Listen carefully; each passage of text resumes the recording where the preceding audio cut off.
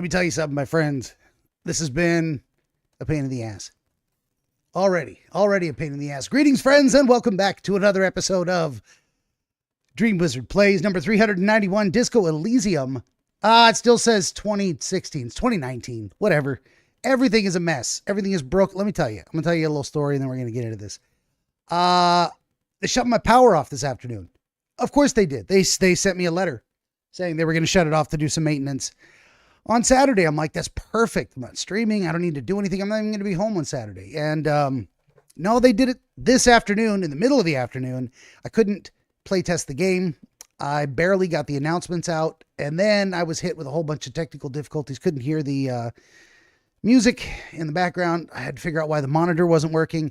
Then it lost my destinations to Kick and Rumble. I had to type those back in by hand. This has just been a whole cluster. And why wouldn't it be? Why would it not be an absolute disaster every single time I try and start a new game regularly? But I'm okay. How you doing? The dog will not say he wouldn't sit still on my lap. And I don't know if any of this is working. I don't know if anyone can hear the sound of my voice.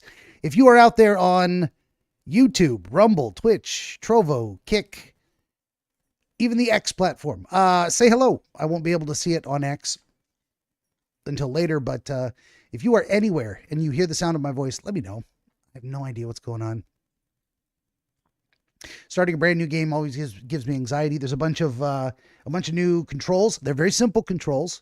That's the bonus, because I couldn't change any of them. You cannot rebind your keys in this game, so it is what it is. We're going to get used to it and proceed accordingly. Let's do the housekeeping and get into this adventure. Would you kindly like, share, subscribe, tell your friends. Always need more viewers for the game streams, volunteer dreamers. New episodes of Dreamscapes coming soon. Maybe not this weekend, but I have at least one interview this week that I think probably won't flake on me, so we're going to find out. As you can see at the banner bar above, there are 17 currently available works of historical dream literature. The featured book for this run of Disco Elysium, we'll just keep it the same. There's the dog. One moment, please. Come here. Come on, peanut butter. Come on. Come on. Come on. Come on. You can do it. Come here. Okay, come here. Over here. Over here. Over here. Now he wants into my lap. Of course he does. Now, at the most inconvenient of times, of course. Well, I mean, I think we're broadcasting to YouTube at the very least. I see folks out there. Bobby B says, I can hear you loud and clear, Benjamin. Thank you very much. Appreciate it. Thanks for stopping in. That's good to know. That's good to know. At least we're broadcasting somewhere, and this is not all for nothing. I thought we wouldn't be able to broadcast at all. I had no idea when they were going to turn the power back on, or if it would happen before I was due to go live. So, and now the dog won't sit still. Sit still, Butters. Sit down. There we go. As we were saying about the books, there are 17 available. The featured book for the run of Disco Elysium is right over there. It is one of my favorites, along with its two companion books. It is the Oniro Chronologia Volume 1. It is translates to The Study of Dream Interpretation Over Time. First volume of my anthology series collecting shorter works regarding the history of dream interpretation, and I've laid them out chronologically. In the very early book, it goes from the 1600s and ends up all the way in the late 1900s, 1850, 1880, I think, in the third book. We'll get there eventually. Now the dog wants to get up again. Peanut butter. You're killing me, Smalls. Okay. All this and more at BenjaminTheDreamWizard.com, of course. And we have a brand new themed custom cocktail for this adventure into Disco Elysium. It is the Socialist Champagne, and I think the pink is showing up right there. And now he wants back into my lap. Come here. Come on. I got you. Just sit down. There you go. Oh my God. The dog is restless. Wonder if he's picking up on my energy. I'm so frustrated today. It's ridiculous. But we got it. This, once again, the Socialist Champagne for, of course, Champagne Socialist, because this is, as I understand, a game all about politics and the politics of making choices and which faction do you back. So we're going to enjoy some what I used to deem the Portland Ghetto Cooler, but now it is officially socialist champagne, because in the socialist utopia, this is the only champagne you're going to get your hands on. As anyone who has studied history knows, I am not a fan of socialism. I'm a libertarian, so fuck authoritarians of all kinds. And there you have it. So that's kind of a toast all on its own. You can get this, of course, the recipe at benjaminthedreamwizard.locals.com. If you have already done so and you are ready to imbibe along with me, or if you have any other beverage of your choice, raise a glass and we'll do the toast and get into the game. Here we go. Ein Prosit der Gemütlichkeit. Nostrovia. Kanpai. Salud. Cheers to you. And here's mud in your eye.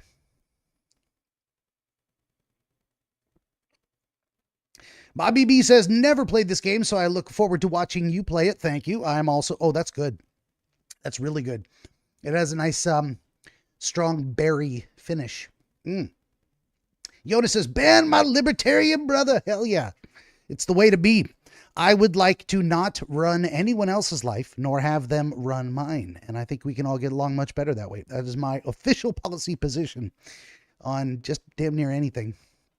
Okay, so I think we're ready. Let's get this stuff off the screen and forage ahead, as they say. Bobby B says, salute. Had to use Coke for my cheers because I'm at work. Oh, that's perfectly fine. Perfectly fine. You can, do the toast with anything you wish. A toast is a toast. You toast with water. You toast with an empty glass. It's all good as long as you're having fun and participating. Here we go. New game. Oh, wow. What is my archetype? I don't know what any of this means. Like I said, I didn't have a chance to play test any of this. You are experiencing it as fresh as I am. The Thinker. Extremely intelligent. Oh, sounds like me. Very bad with people. Also sounds like me. Knows interesting facts. Comes up with original ideas. Yeah, that actually sounds like me. The Sensitive. Very psychological. Well, a magnetic personality, but unstable. Not so much magnetic personality me, but the unstable part, sure. Might begin to lose his mind. Okay. Physical. Extremely physical. Interacts with the world through his body. Gets things done. But dumb as a rock.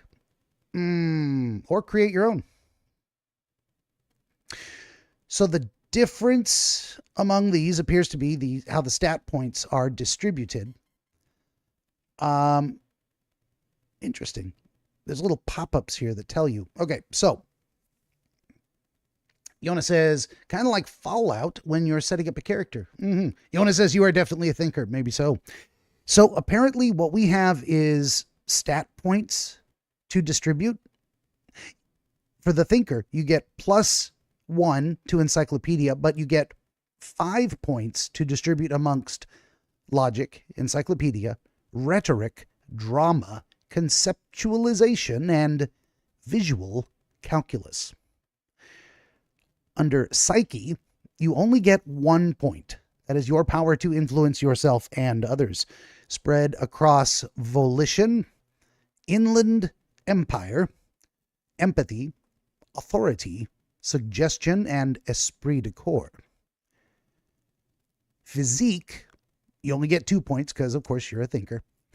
Spread across Physical Instrument, Electrochemistry, Endurance, Half Light, I don't know what that is. You can see well in the dark. Pain Threshold, and The Shivers. And under the 4th category, it says Motorics. Motorics, how well you move your body. You can spread those 4 points out across hand-eye coordination, perception, reaction speed, savoir-faire, interfacing, or composure. Here's the thing. I don't know what any of this means. I really don't. Most games, I go straight for brute force because as much as I fancy myself a thinker, I am not a quick thinker, and sometimes puzzles give me quite quite a bit of difficulty. Takes my brain a long time to wrap my head around what I'm supposed to be understanding. So I don't tend to rely on that. I tempted to go with sensitive just because I think that might be a very interesting way to play the game. To do more things through, I guess it says a psychological approach versus, whoa, let's not pretend I'm actually choosing that one yet. Versus more of an analytical approach. And the difference is like,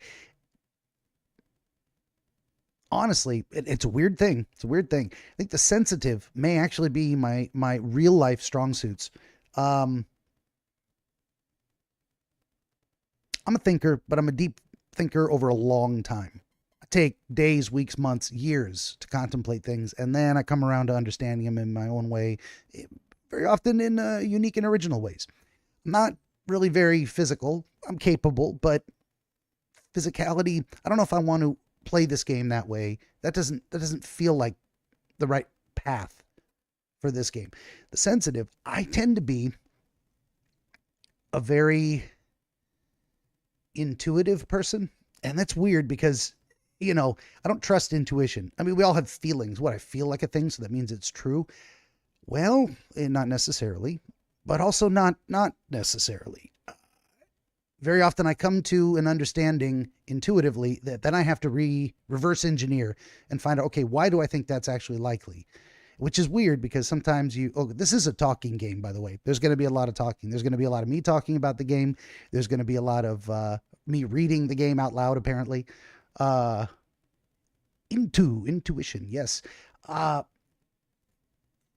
problem with that, the pitfall of the intuitive is you can almost universally retroactively justify anything. If you make a decision, you'll just come up with a reason that it is necessarily true. So what I do is I hold my intuitions lightly and I say, this feels right. This seems correct. And if I don't understand it, I look into it to say, is there justification for that feeling? Maybe I'm wrong. Sometimes you jump to the wrong conclusion. And there's all kinds of personal psychological factors that make that more likely. Bobby B, INFP says, Yona, I think I'm an INTJ, which would make me think, I should go with the thinker. I'm the architect archetype, which is apparently 2% of the population. I would say that's perhaps one pathway to wizardry. I don't think it's the only one. I think you can be a wizard across many personality types. That's something I need to figure out too. Something I'm spending weeks, nay, months, and years contemplating before I write that book. Bobby B says, it's strange. Your gut is often right, but your gut seems to be going off unconscious cues, not rational thoughts. Yes. Iona says, my mama was an INFJ. Well, there you go. Very cool. I think all the archetypes have their own unique strengths. None of them are like, if you're in this category, you're all bad. It's not, or in another category, you're all good. It's definitely a spread of talents, a stack of talents, as Scott Adams might say. All right, so should I go with my gut and pick the sensitive? I'm going to put a lot of points into, so intelligence is going to be pretty low. I could put it into, maybe I put it into rhetoric to be more persuasive. For this one, how would I distribute these points? I would probably put it into empathy. Definitely, I'd put a point into volition. I don't like the idea of authority. I don't think I'm going to do that. I might do suggestion and esprit de corps. I like the way, and a lot of this is, let's see. Yes, go with your second brain. Rhetoric. Indeed. How would I distribute these? So I have 5 points to distribute. I can actually distribute them into literally every one of the remaining categories. And maybe I should.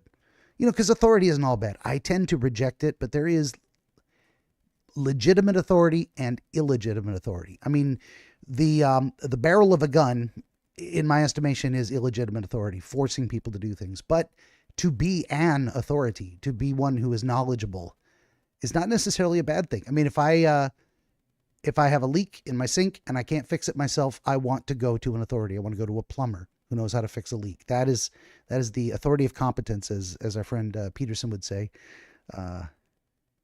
Yona says, there are people you'll need to persuade. So you're a little bit familiar with the game. Good. That's great. I mean, I know you're very good on not doing spoilers, but please, any tips and tricks along the way is perfectly fine with me. And then physique, how well your body is built. Very interesting. The sensitive has a pretty high physique score. But why? You think they would almost be spread out evenly between intelligence and physique. But let's see, if I had 4 points, how would I spread them out? Pain threshold, half light sounds like a good thing to have. Endurance is a good thing to have. And probably physical instrument versus electrochemistry. I mean, maybe electrochemistry, does that mean maybe your ability to resist poisons or something? Persuasion can be the GOAT in many RPGs. Absolutely. Yeah. Endurance. We sensitives can endure the most. There you go.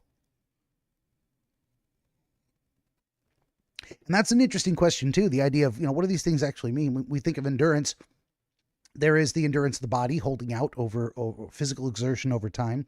There's also mental endurance, being able to tolerate and sit in a very disturbing situation and see it through to the end without giving up. We think of that as more of like a mental fortitude, but it's kind of in my mind, a synonym for a type of endurance. Bobby B says, not sure about this one personally, but often something times, but often at times, maybe.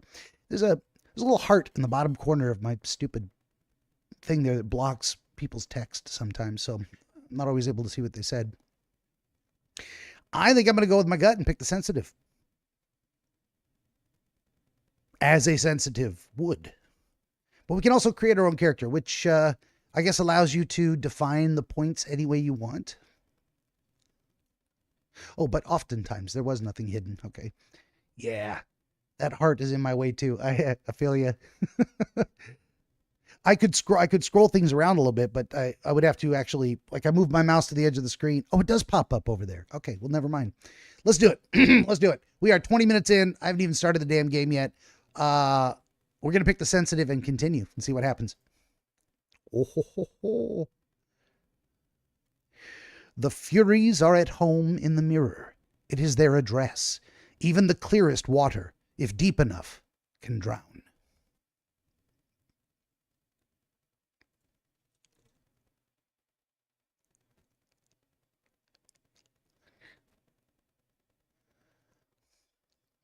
Oh, shit. No larger than a single grain of malt. I didn't have the You audio don't on. have to do anything anymore. Wow. I wondered how well the audio was coming through. The audio wasn't coming through at all. My bad. We got it on now. So the ancient reptilian brain, what you missed the audio, what you missed the voice actor saying was ancient reptilian brain. There is nothing, only warm primordial blackness. Your conscience ferments in it, no larger than a single grain of malt. You don't have to do anything anymore. And we click continue. Ever. Never, ever. The choices are never, ever, ever, question mark, or simply keep on non-existing. I'm tempted to choose the second one, only because I want to see if I'm correct that it just says, game over. Congratulations, you never existed. But we're going to pick never, ever, ever, because I like to engage and ask questions. Never, ever, ever, baby. Well, shit. Now it's going to force me to choose simply keep on existing or non-existing. An inordinate amount of time passes. It is utterly void of struggle. No ex-wives are contained within it. This game almost made me spit my socialist champagne. All right, the choices are, this is great. Give me some more. Or, what was that about the X something? I'm going with that one, number 3. An awareness creeps up on you. A mass lies hidden in your dead angle, soaking in some lurid acidic sauce. It's bloated and shameful, a ball of meat surrounding you. This is a terrible line of questioning, and it will only lead to more awareness of the meat thing. Okay, this game is already awesome. What the fuck is happening here? We can plunge back into the fathomless deep. Or, no, I want to know about the X something. Yep. Ex-love. Ex-tenderness. It is foolish of you to resurface to the loss. Not after all the damage you've suffered to get here. Some of it irreversible. Stay. Sail with me through the abyssopelagic zone. Now, that's a hell of a word. Abyssopelagic zone.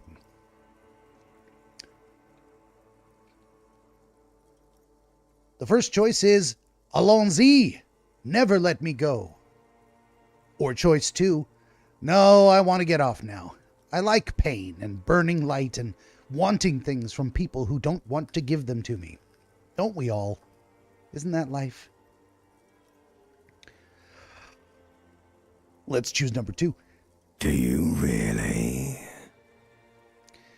Don't be naive. Of course not. I want to sail the inky blackness until forever ends, is one option. Or number 2, I do. Let me off. We're going with number 2. You wouldn't like it if I told you what was back there. Why'd you think you had to bludgeon yourself into oblivion? Or did you not sense yourself marinating? Poured so much on yourself, got a bit carried away, did we, Chef? What are you, this is like a quasi-coma state of alcohol intoxication? Are we coming back from a blackout? Fear and apprehension. You should ask what's out there first. Inland Empire has spoken to me. Easy success.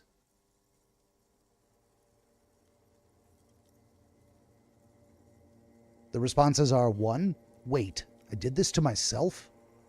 2. Tell me, what's waiting for me? 3. I don't care. I'm an idiot. A brave idiot. Let's be slightly cautious. Let's ask what's waiting for me. There's this giant ball there. And evil apes. And the evil apes are juking it out on the ball. You're one of them. It's basically all just evil apes juking it out on a giant ball. It's all evil apes duking it out on a giant ball all the way down. I can ask how big is the ball or how small are the apes? I'm gonna start talking like this limbic system any minute now. By the way, that's who's been talking to me this whole time. I suppose my own limbic system, putting its sensations into speech. I'm curious, how big is the ball? You can't even make out it's a ball when you're joking it out. It's that large. I guess maybe we're skipping responses that we could be getting by just consistently picking the lowest of the responses, or of my own responses. Okay, how small are the apes? Infinitesimally small. And this duking it out I keep hearing about. What's that? Vying for resources is just a stupid expression you picked up somewhere. The part of the presentation you want to take home with you is this. You have to beat the other evil apes in the face, or you lose. Fantastic voice acting. I'm digging it.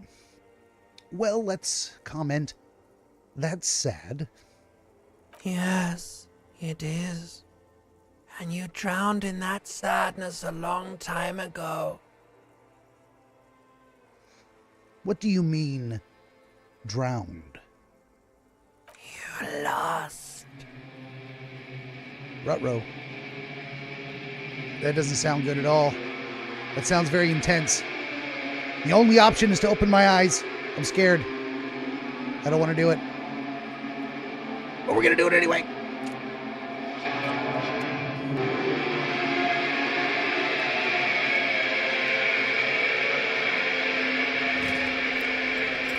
Aha! It was an alcoholic stupor. Bobby B says, I do love options to end a game prematurely. Like that, yeah. Oh boy. I'm a mess. I sure am. So, here's one thing I researched before the game. Should I play with a controller, with a mouse and keyboard, or a gamepad? And it said, you know, honestly, you're probably going to want to play with a mouse and keyboard. So we're doing that. And I think most of this game is going to be point and click, kind of like Diablo style, click over here to move. Indeed. And hold tab to highlight. What? Oh, you can highlight things. Okay.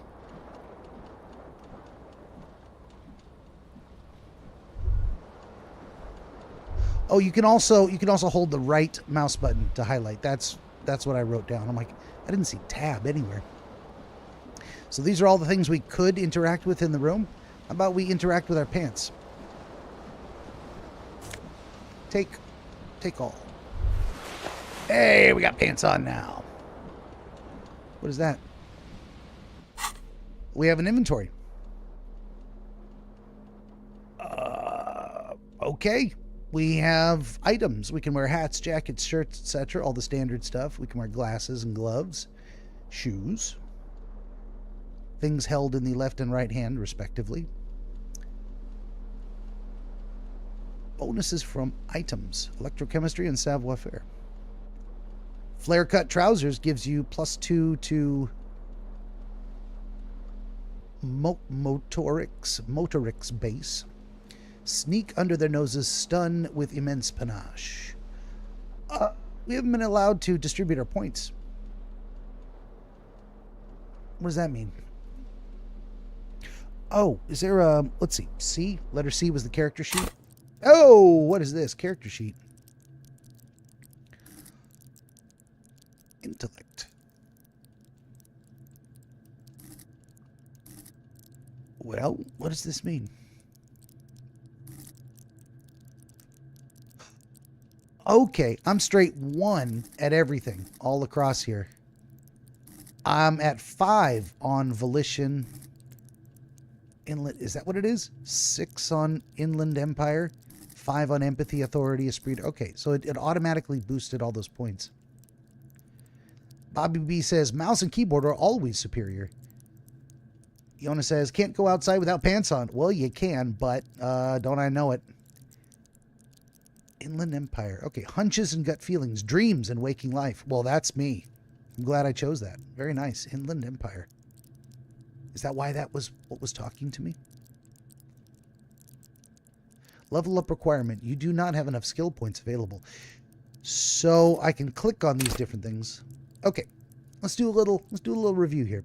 Logic means wielding raw intellectual power. Deduce the world. Encyclopedia. Call upon your knowledge. Produce fascinating trivia. Rhetoric. Practice the art of persuasion. Enjoy rigorous intellectual discourse. Drama. Play the actor. Lie and detect lies. Conceptualization. Understand creativity. See art in the world. Visual calculus. Reconstruct crime scenes. Make laws of physics work for the law. Maybe I should have picked all these. Those sound great, but let's look at the rest of it. Volition. Hold yourself together. Keep your morale up. Inland Empire. Hunches and gut feelings. Empathy. Understand others. Work your mirror neurons. Authority. Intimidate the public. Assert yourself. Esprit de corps. Connect to Station 41. Understand cop culture. Suggestion. Charm men and women. Play the puppet master. Okay. Maybe that isn't me at all. I'm not sure I like this. Let's see. Physique. Take the blows. Endurance. Take the blows. Don't let the world kill you. Pain threshold. Shrug off the pain. Physical instrument. Flex powerful muscles. Enjoy healthy organs. Electrochemistry. Go to party planet. Love and be loved by drugs. Well, there you go. Shivers. Raise the hair on your neck. Tune into the city. And half light. Let the body take control. Threaten people. Okay. Motorics. Hand-eye coordination. Ready, aim, fire. Perception. See, hear, and smell everything. No detail goes unnoticed. Reaction speed. The quickest to react. An untouchable man. Savoir-faire. Sneak under their noses. Stun with immense panache. Interfacing. Master machines. Pick locks and pockets. And finally, composure. Straighten your back. Keep your poker face. All right, let's turn that off. And inventory. It took us into the inventory to look at things. There I am, having a little hangover. All right, let's move on. What else we got here? We got a broken window. What happens if I click on the broken window? The window stands broken in its frame. Cold wind blows in.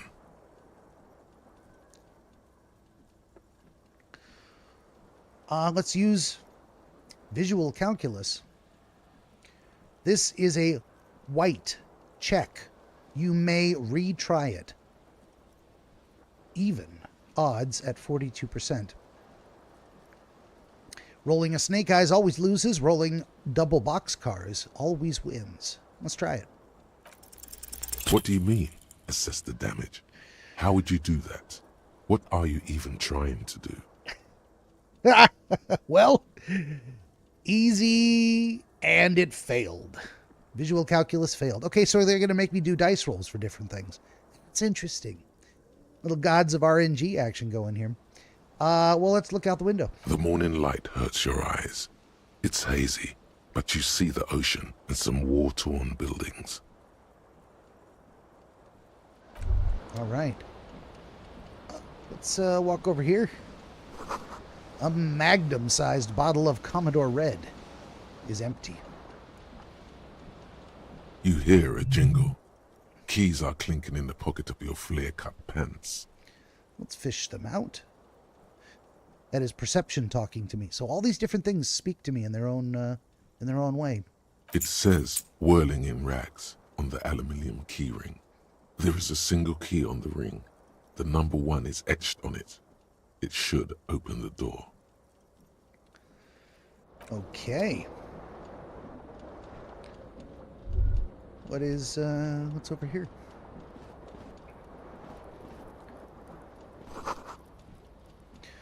Looks like someone tore out the tape while the song was playing.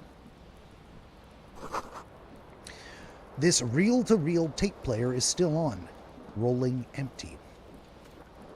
All right, let's go in the bathroom. Looks like that's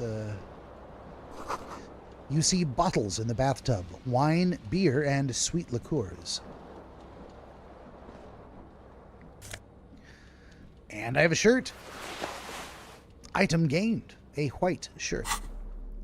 There it is.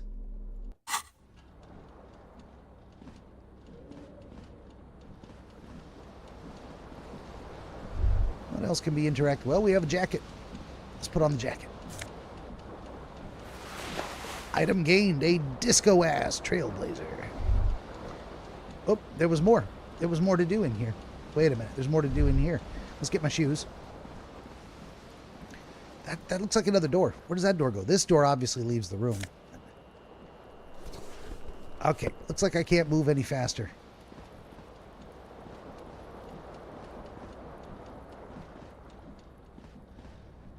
Let's look in the mirror. A mirror hangs above a bent and broken sink. In a fierce discharge of masculine energy, someone has ripped half the faucet off. Okay. Hot water sprays from the base and steam covers the mirror. You cannot see yourself, just the outline of a man. Suddenly, you realize you have no memory of the face that awaits you there, underneath the soft vapor. Really, all recollection of the person you are, the people in your life, and even the world you're in has drowned in a sea of blood alcohol. This was no mere night of drinking. It was a deluge of world-ending proportions. Well, let's wipe off the mirror. As you slowly reach your hand towards the surface of the mirror. Abort. You clearly have not thought this through. You won't like what you see there, and you will never unbecome it. I can choose I don't care and wipe the mirror. I can choose number 2. Maybe I should touch it first. Make sure there's nothing wrong with my face. Or number 3, better not to know. Leave. All right, just being myself. I'm a creature of curiosity. I'm definitely going to look. Also, what if I've got like a booger hanging out of my nose? I'm just going to leave the house like that? I mean, I may not care, but I also don't want people looking at me funny. Sometimes you don't want to draw attention. You want to slip by unnoticed. And a guy with a big old boogie hanging out of his nose, that's no good. Oh, we're going to have a look. Behold. There it is. That's the face. What a cheerful smile, huh? And what a alcoholic big red nose. You have no idea who this thing is, do you? Nope. My choices are, Dear Lord, help me. What is this? 2, of course I do. It's some kind of superstar. I think I'm a superstar. Number 3, this is the face of a late-stage alcoholic. And indeed, it is. Too late. You clearly have rigor mortis on your face. Or wait, is that an expression? Are you trying to make an expression with that face? Why? Number 1, I'm not making it. The face is making itself. Or number 2, I have no idea why it's there. It just is. I'm going to say, yeah, the face is making itself because it is. And that's you in 20 years. Well, let's hope the alcoholism is not that far progressed. I try to keep it in reasonable limits. Please stop. It's horrible. You're scaring yourself. No, let's keep making the face. You can't, can you? It's like it's not even voluntary anymore. You have worn that grin into your face, and now it won't come off. CC boy. CC. My cat, CC, very often wakes up from a nap and starts crying until I talk to him. He just wants to know someone's here. Like, am I still dreaming? Is this real life? What does it even mean?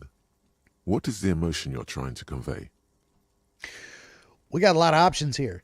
Number 1, superstardom. Number 2, God, I don't know. It's indescribable. Number 3, I think it's supposed to look suggestive. I'm afraid it's meant for the ladies. Number 4, I'm insinuating that I'm vaguely sympathetic. I think I'm sort of pulling it off, too, in a sad has-been kind of way. There is some charm to it.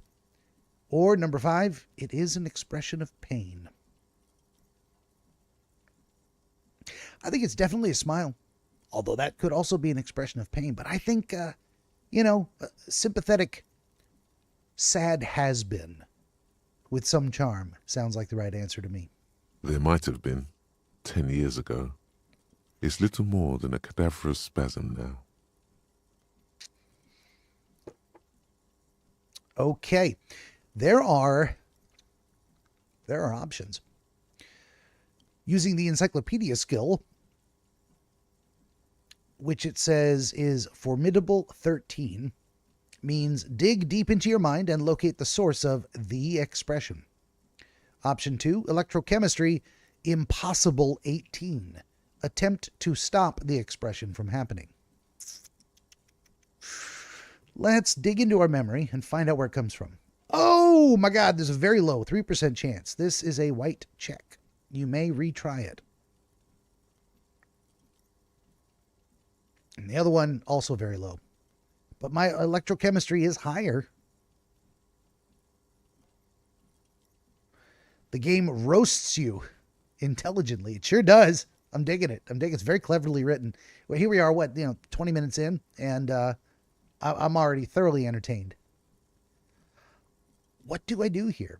I mean, it seems my chance of digging up a memory, the chance is equal, 3% for both of them. Very low. I don't think I want to force an expression to stop. I want to dig into my memories. Let's see what happens. Like the rest of you, it comes from a bad place somewhere in the past. That's all you know for now. All right, that option has been locked. Let's see, put skill points into Encyclopedia to open this white check. Can I? How would I do that if I wanted to? Encyclopedia. I cannot level it up. Okay. It is what it is. Why does this particular page make such like a... It makes like a sticky, squicky sound. I don't like that at all. That's super creepy. All right, we're just going to try the other one. Let's try and force the expression to stop. I want to win one of these damn rolls at some point. Although I think we're meant to be experiencing repeated failure right now. It seems like that's the game. That's what the game has in store for us for the moment. It's too late. Like an image on film.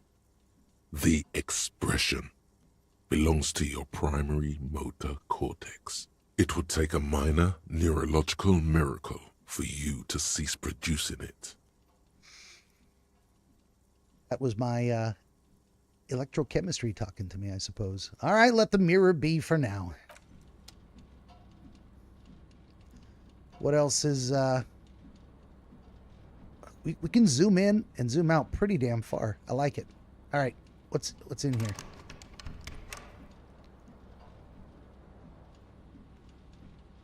For whatever reason, I can't get any closer to that door, and I can't make it open. All right, so we're moving on. Oh shit! I should grab my tie.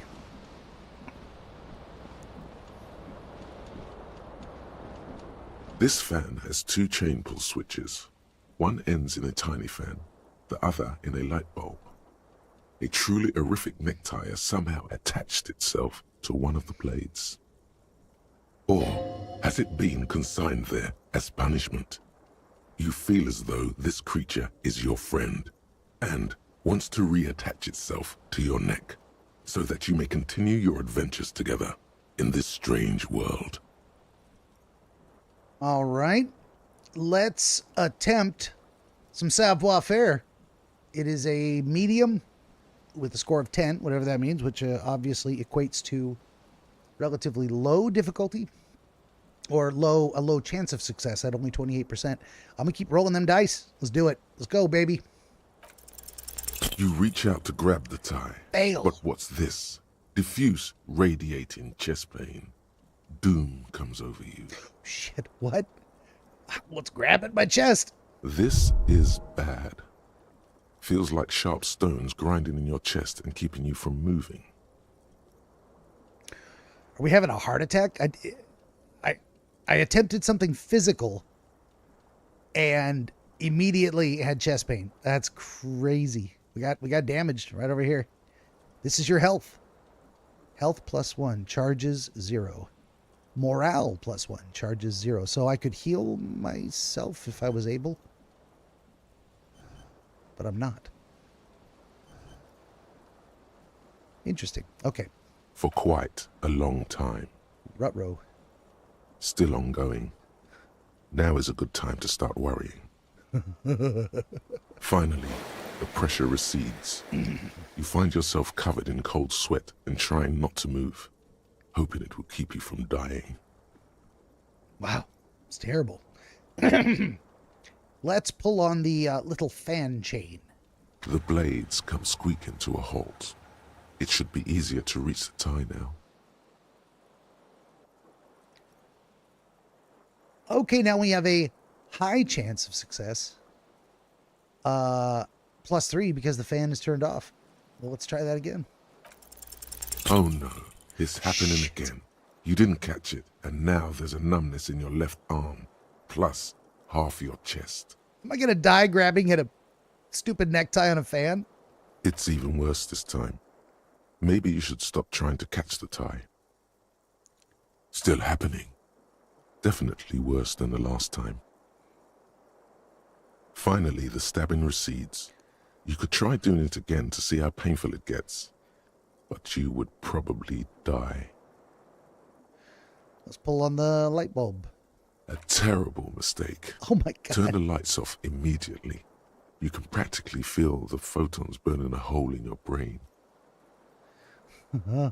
It's just a little hangover-induced photosensitivity. Don't overreact.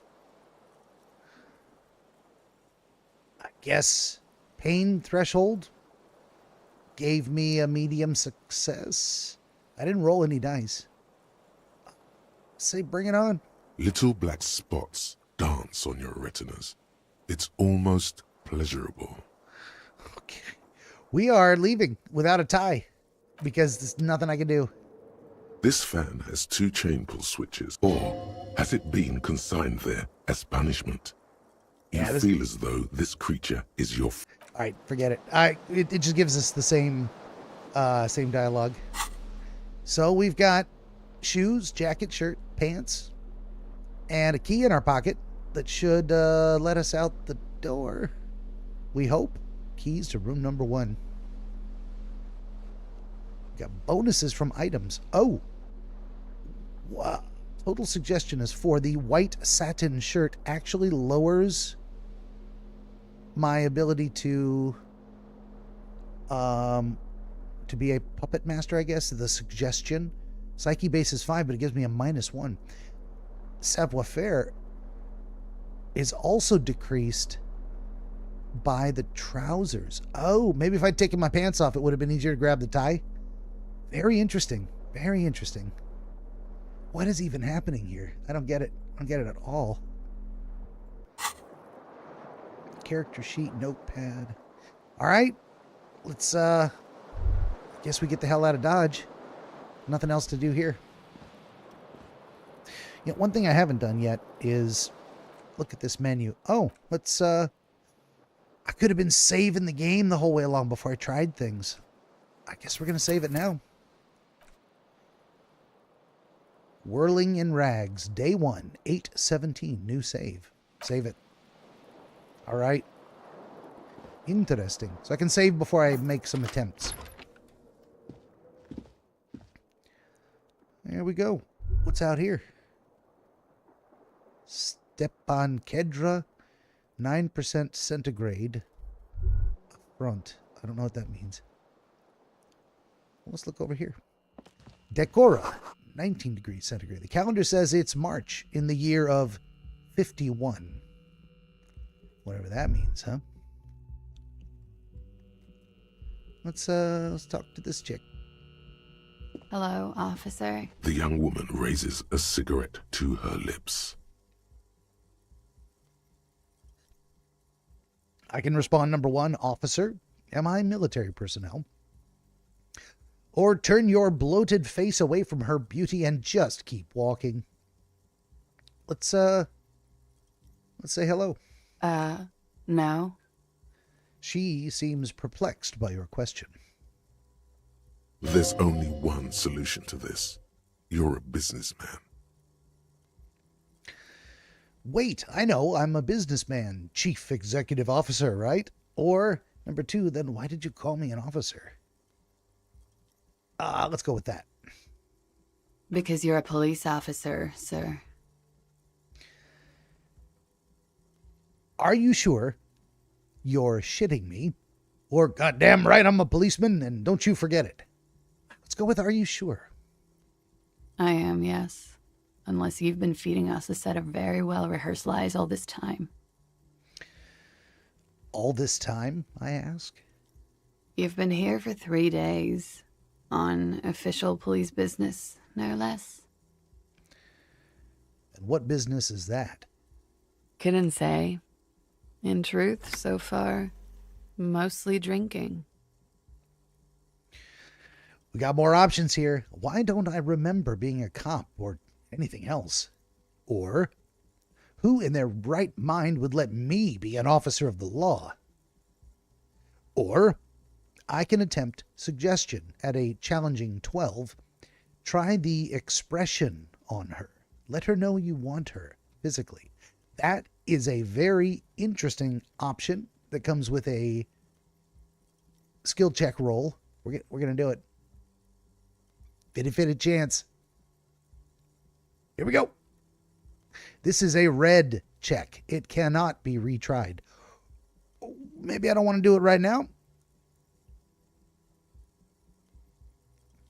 Maybe we come back and do that another time.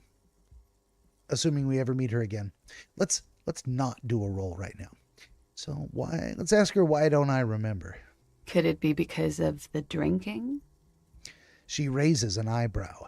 The cigarette sizzles. Well, who in their right mind would let me be an officer of the law? Don't be so harsh on yourself. They let almost anyone be a police officer. Damn. Still roasting me. I mean, I gotta say, my guy does not seem like a very impressive figure. We'll see if that changes down the road. A glib remark. Don't let it stand. Assert yourself. Well, we can assert ourselves with a little bit of authority. Number one, I could respond, actually, I see why they would entrust me with the law. I have the right character. Or, let it go. Say nothing. I would say that, but I would say it sarcastically. Let's do it. Let's do it. A fondness for contradictory statements. Oh, she laughed. Yes, what you just said. I can't come up with anything. I'm sorry. I was being glib. I'm sure you're a great cop. No, she's not. Reassert yourself by being flirtatious. No, I'm going to leave now. Let's go. Of course. Be careful, officer. They don't like the police around here. She looks back at you, a light glinting off her eyes. Damn, I should have saved it before making that choice. And I could have tried. Goodbye.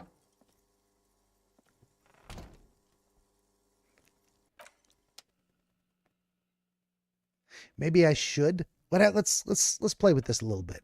Let's load a game. Hey, the only one I got right there. Load it up. Confirm. Yes. All right, here we go. Let's go through a little bit of we can skip some of that dialogue, I'd imagine. Let's duplicate. I keep forgetting that saving is even a thing. I got to remember to do that. All right, let's save. Well, we didn't really do anything yet. Oh shit. Well, this is okay. Oh my God. Talk to her. Stand here. Save scumming is a very popular gameplay style with multiple choice, consequence, and role-based games. You're damn right. And I have absolutely no shame. The young woman raises a cigarette to her lips. We're going to... There's only one solution to this. You're a business. Because you're a police officer, sir. Goddamn right. Okay, cool. I won't. She means it. She wouldn't defy authority, however sweaty and bloated it may look. Okay, we're looking at some different choices here. No need to be alarmed. I was just getting into character, you know, or good. So she appears to respect authority or fear it anyway. Should I exploit that? I don't think I would personally, but we're experimenting here, so good. Now, how did you know? First, I have to ask, are you okay, sir? You look like you're about to throw up. Can I bring you something? She's right.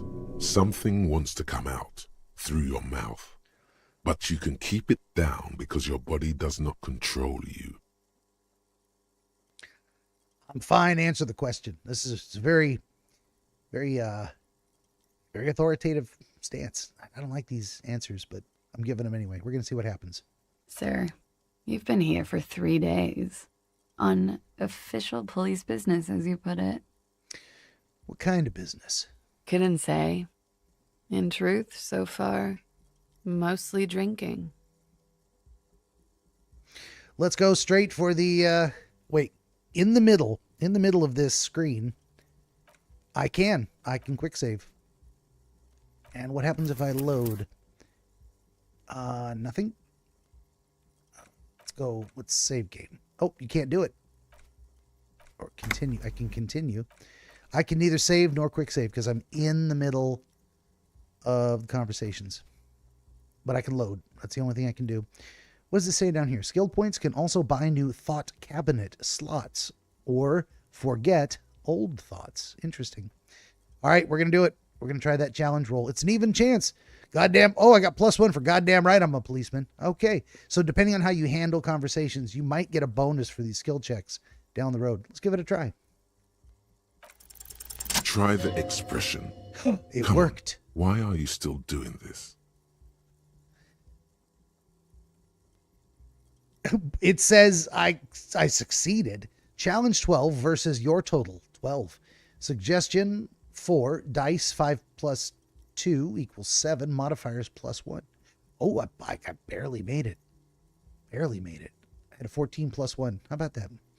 All right. Apparently the only way I can respond is I'm at death's door, bloated, a goner, and still, does the longing ever stop? Alcohol raises testosterone levels, especially in men. The levels remain elevated after inebriation ends and the pain begins. You seek comfort. It's only natural. She's a smart cookie. She's definitely no dummy. She puts out her cigarette. Am I going to get an invitation or is... She looks back at you, a light glinting off her eyes. And now, it never stops. Goodbye. Nope, we still got a goodbye. All right. Well, there you go. So, it wasn't such a big deal that she walked away from me the first time. There was never going to be anything more than that ending to the conversation. Fair enough. Interesting. Good to know. Let's look at this here.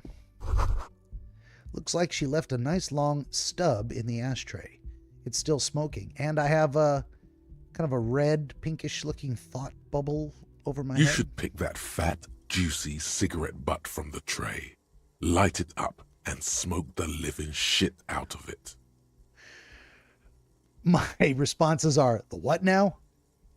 Or, am I a smoker? Or, nah, discard the thought.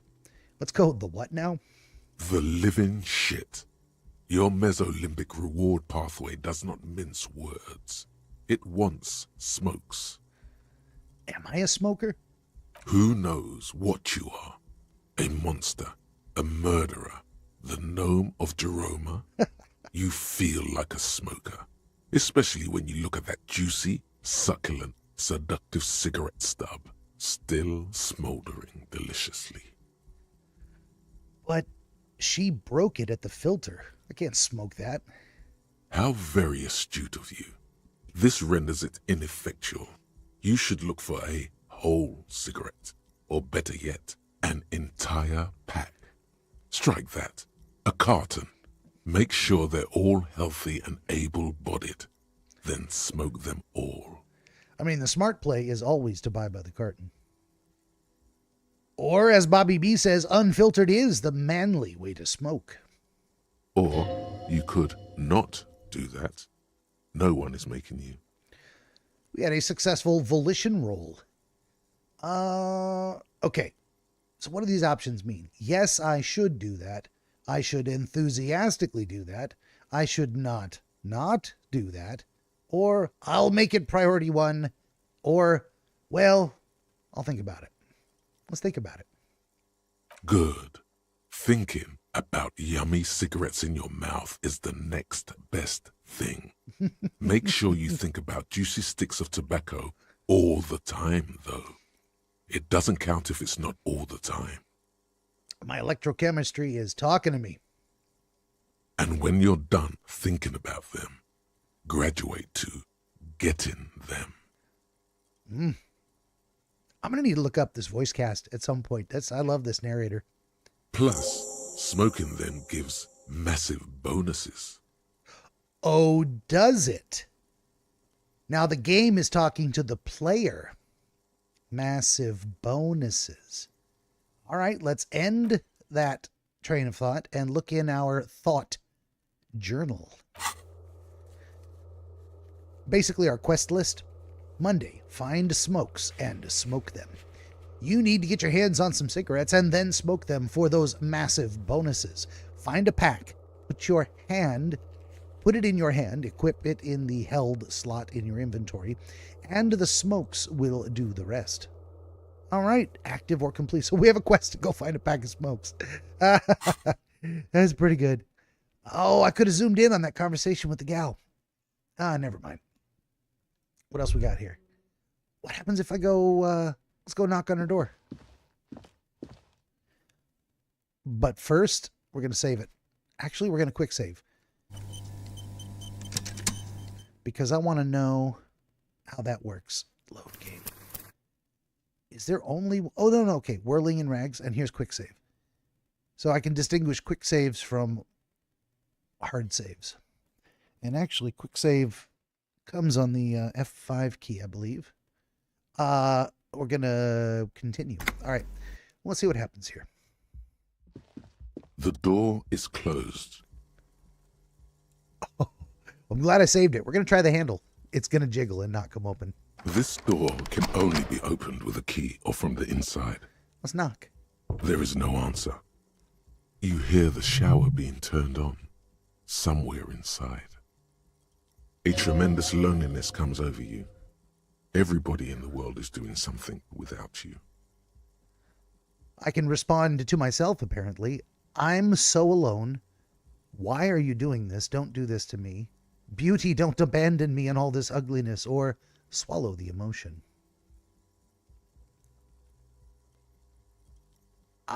These are things I say out loud. Let's try the beauty line. The door does not care. Of course it does. I was talking to the door. All right. Let's leave. Fuck it. That's fine. Well, what's over here?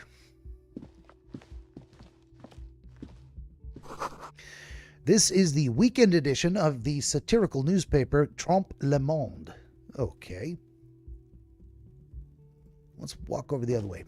There was nothing over there. I could take the stairs. I could, but I want to see what's over on this side of the room.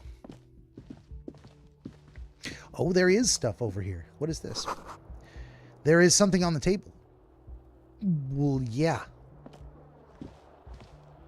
Oh, it's money. Take it all. That is literally 40 cents. All right, money gained. 0.40 real. I guess, was this a French game originally? I just gotta say, the game feels French. Even though it's got a kind of a British voice actor. Of course they would for the English version. Down the stairs we go.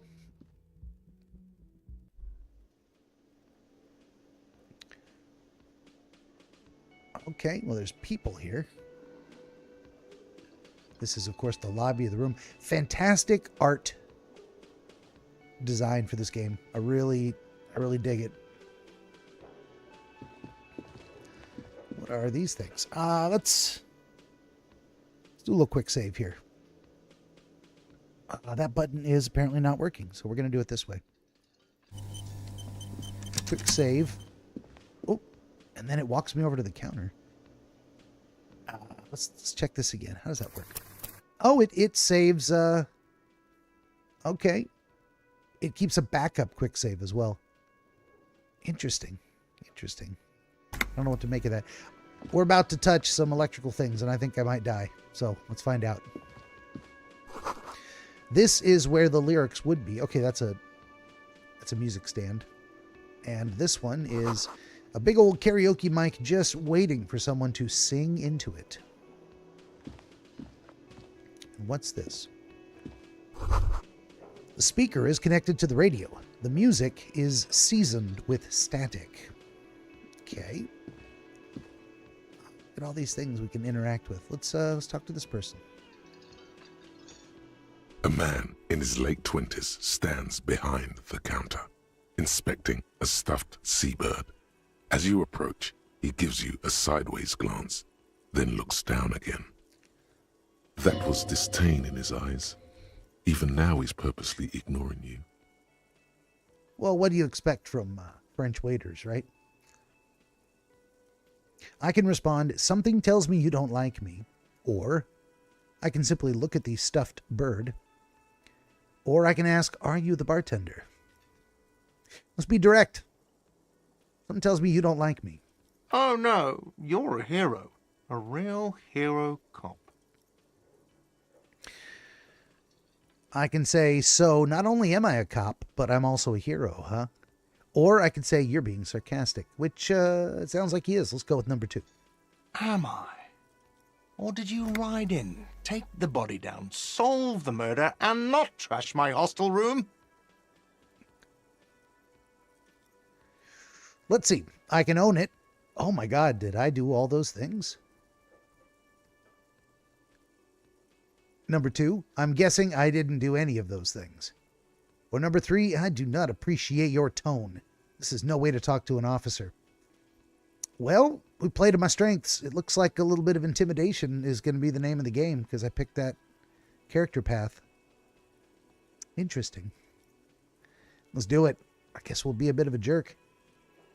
Oh, it's not? He raises his shoulders like he's about to say something more, but then gets a hold of himself. You're right. It's not. Okay. He has no respect for you personally, but this man sees himself as a law-abiding citizen, and you a representative of that law. He tries to avoid outright conflict. Alrighty there. Well, let's look at the stuffed bird. A competent work of taxidermy. The white and brown seabird lies among piles of coasters and drying mugs. One of its wings broken. The man is trying to mend it. Looks like the bird was ripped off the shield that was used to mount it, most likely on a wall. Something about it makes you feel bitter. Let's ask, what happened to the bird? Look, your buddy is over there. He looks towards the doors, where a man in a bomber jacket is tapping his foot on the floor. Why don't you go and talk to him, okay? What do you mean, my buddy? He pretends not to hear you, concentrating on the bird instead. Let's ask him, are you the bartender? No, I'm not the bartender. I'm the cafeteria manager. What's the difference? I have 3 cafeterias to manage. 3. Sylvie tends the bar here, not me. I'm only standing in. All right, then where did Sylvie go? She just, you know. He shrugs. There's something there, and it's not good. That's all you know for now. Something happened to Sylvie, huh? All right, let's leave. It is what it is. You should totally sing karaoke here, the first chance you get. Your emotions need to be expressed. People need to know your vast, oceanic soul. I can respond, well, my soul is immense. Or, my soul is modest. It's normal-sized. Or number 3, my soul is puny. Number 4, my soul's cubic content is obscured by the hangover. Or discard the thought. I would say my soul's content is obscured by the hangover. I don't know who I am or what's going on right now. Of course, at this point, precise measurements of your soul can only be performed from the outside. It needs to be heard. And that inland empire wants me to sing, huh? We all have impulses. We all have little things like, why do I want to do that? Why does that urge suddenly take a hold of us? And we can choose to act upon it or not with greater or lesser degrees of success. It's very interesting hearing these urges, impulses, thoughts given very specific verbal composition. It's fantastic. Through a PA system. By other people. Whether they like it or not. Ram it up their ears, says your adrenaline gland. Violently express yourself. Let's see. I can finish that thought and just terminate it. Or I can say, what should I sing when it comes to it? Let's learn a little bit more about our protagonist here. You have not yet stumbled on the right lamentation, but it's out there. It'll come to you. You will wreak havoc with it. Don't worry. I can respond to myself. Lamentation. Sounds good. They'll really get a gauge of my soul with that. Or, I was thinking maybe I could sing something happy. Get the people going. Personally, I prefer the happy songs. No. Don't sing the happy song. It's stupid. Sing the sad song. It's profound. Very interesting. Very interesting. You have to find something tragic to sing first, though. All right, we got a new quest. Find something to sing. Find smokes and sing karaoke. And it lets you know when you have not looked at a quest yet. It'll have a little exclamation point on it. Well, there we go. Officer profile incomplete. Locate halogen watermarks. RCM. I don't know what that means at all. I don't know if that's something I'm supposed to fill in, or it will fill itself in as I complete quests. I mean, I'm learning my character's a smoker. He likes to sing karaoke. He prefers sad songs. Very interesting. All right, what else we got here? Let's look over here. I can take Nosafed for health. Okay, let's take it. Healing item gained. We got one healing item. Wonderful. What's on the menu? The menu has been wiped clean. Only the word Monday is written on it. This is a water cooler. A large bubble is rising to the surface. Okay. There's a door there, but I think we're gonna go talk to our buddy first. Excuse me. Wait, I just had a thought. The soft purr of an electric juicer comes from the kitchen. Someone is working. So environmental cues will pop up for me too. Hey, you skipped something here. I mean, is there any reason not to go into the kitchen? Let's do another quick save.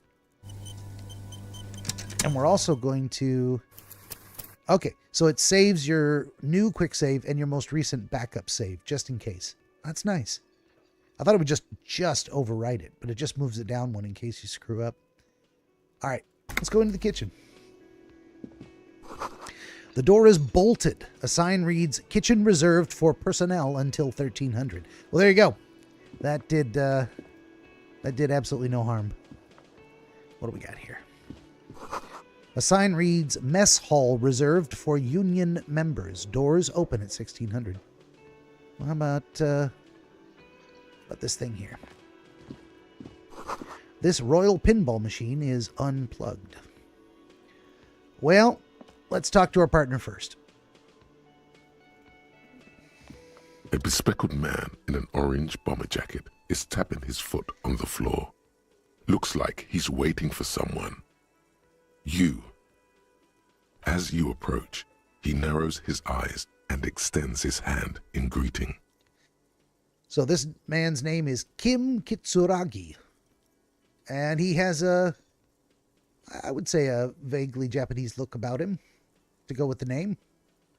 Kitsuragi. If an assault were launched on this building right now, if the windows came crashing down and the whole world descended upon you, this man would hurl himself in death's way to save you. You are sure of this, but why? Yeah, why?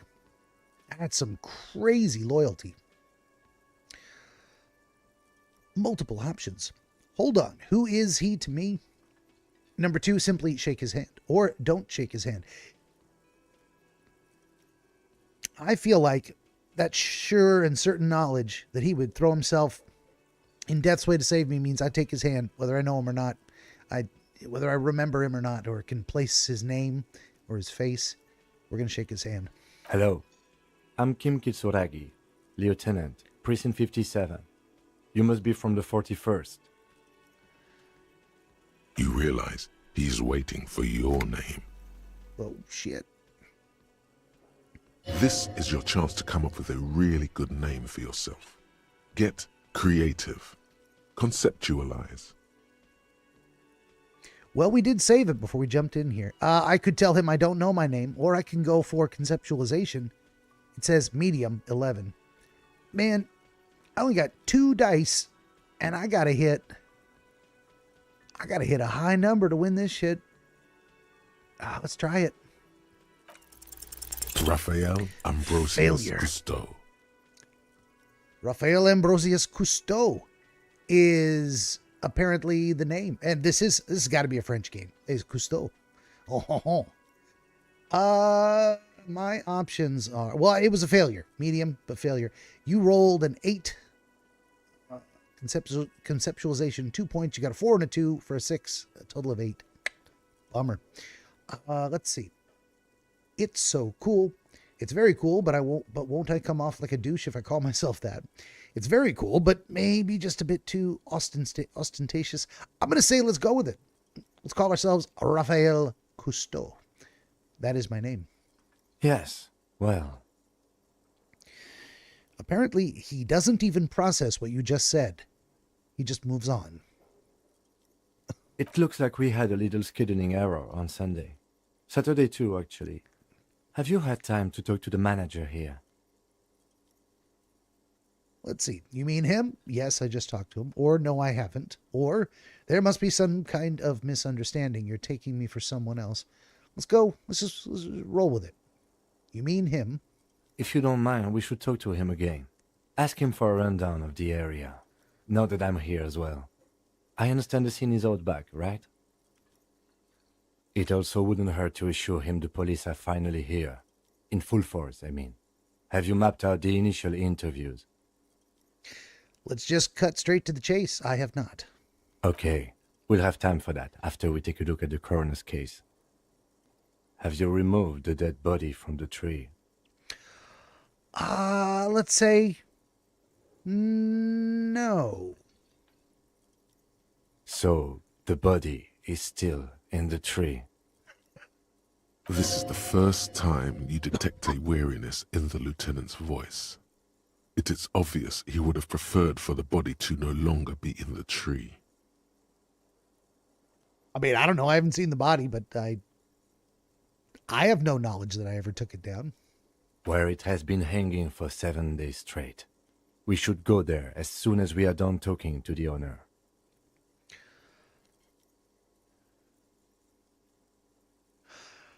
Let's see.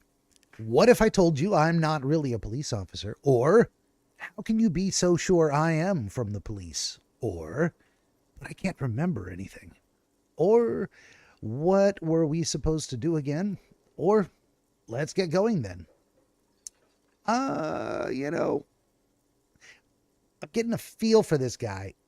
And it feels like what he would do is kind of bluff his way through. He's just gonna, all right, let's get going then. After you, officer. Task gained. Talk to the manager and inspect the body. If you're about to embark on an investigation, shouldn't you have a badge? Let's see. Wait, shouldn't I have a badge or something? Check your pockets. It is the only option available. You mean you don't have a badge? let's say it wasn't on me when I woke up. We're going to go with honesty here. Losing your identification card is a serious matter.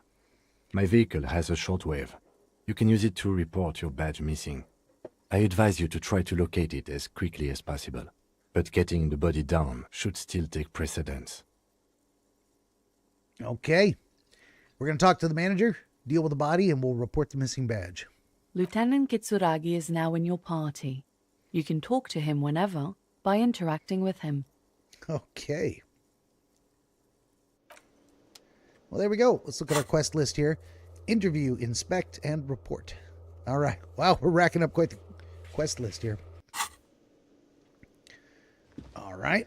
And there he goes. He's coming with me. And here's what we're going to do. That's a great time to pause, take the typical 10-minute break, and I'll come right back and we'll continue with this adventure. This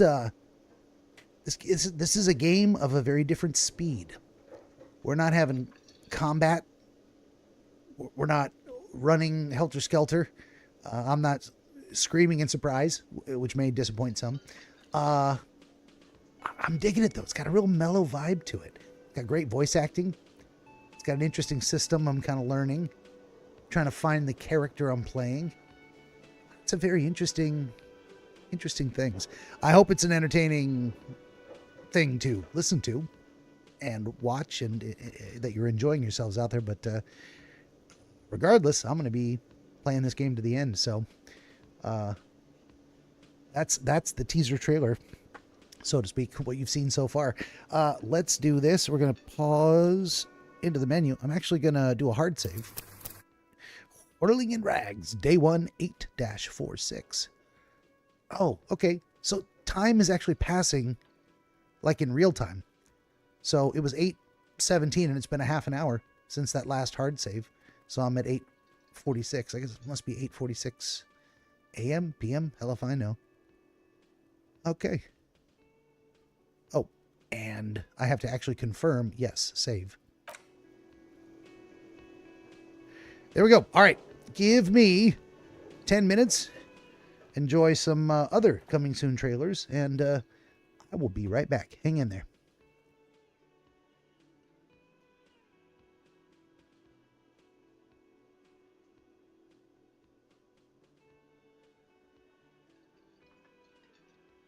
Wow. It feels like all of my things are broken. We're going to, of course, I had to fix the intro video earlier too. Why is this thing not playing properly?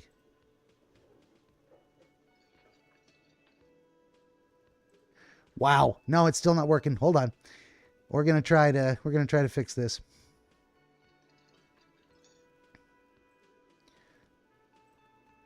Here we go again. Let's see what happens. Benjamin the Dream Wizard wants go. to help you pierce the veil of night and shine the light of understanding upon the mystery of dreams. Every episode of his Dreamscapes program features real dreamers gifted with rare insight into their nocturnal visions. New Dreamscapes episodes appear every week on YouTube, Rumble, Odyssey, and other video hosting platforms, as well as free audiobooks exploring the psychological principles which inform our dream experience, and much, much more. To join the Wizard as a guest, reach out across more than a dozen social media platforms and through the contact page at benjaminthedreamwizard.com, where you will also find the Wizard's growing catalog of historical dream literature available on Amazon, documenting the wisdom and wonder of exploration into the world of dreams over the past 2,000 years. That's Benjamin the Dream Wizard on YouTube and at benjaminthedreamwizard.com.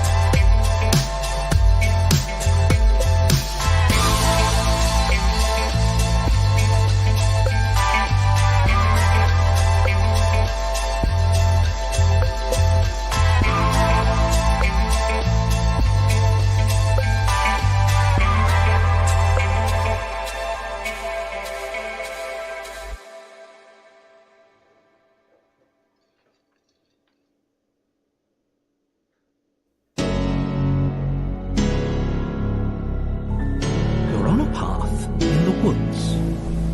And at the end of that path is a cabin. And in the basement of that cabin is a princess. You're here to slay her. Wait, what? If you don't, it will be the end of the world. Now hold on a second. Don't you listen to him. What did I ever do to you? She will do everything in her power to stop you. Well, yeah. I don't want to die. She'll charm, and she'll lie, and she'll promise you the world. And if she has the chance, she will kill you 12 times over. Is he even listening to me? Don't forget, the fate of the world rests on your shoulders. You're not actually going to try and kill me or anything, right? Because I wouldn't if I were you. If you try, I'll kill you as many times as it takes.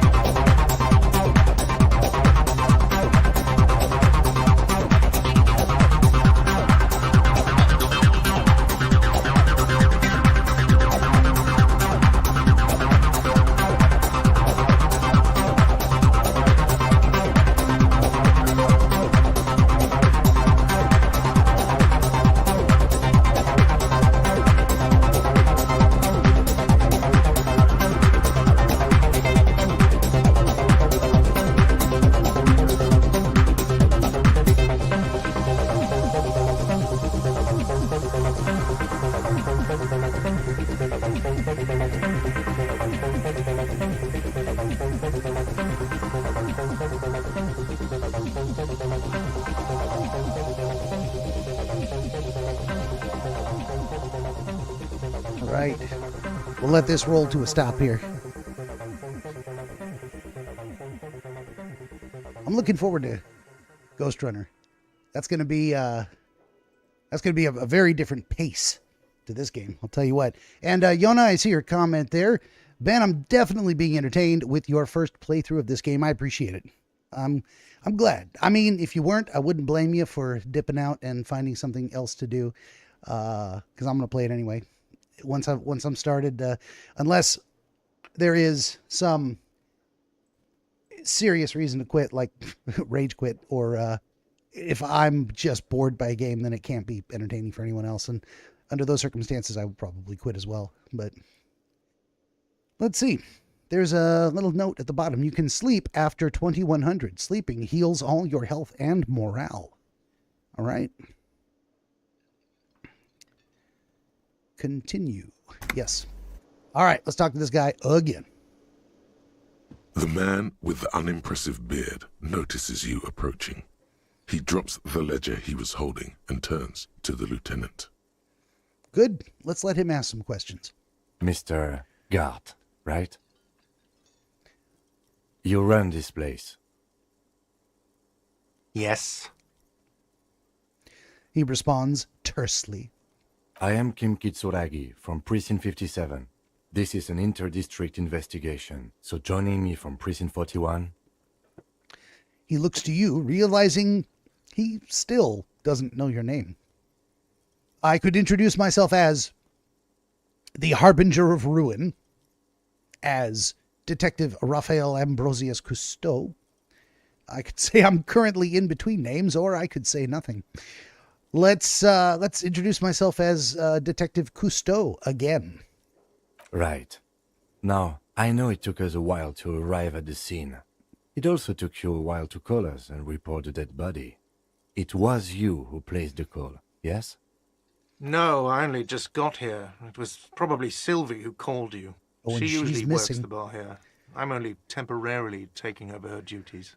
I'm going to try not to talk over the dialogue. Yeah, and Sylvie's not here at the moment.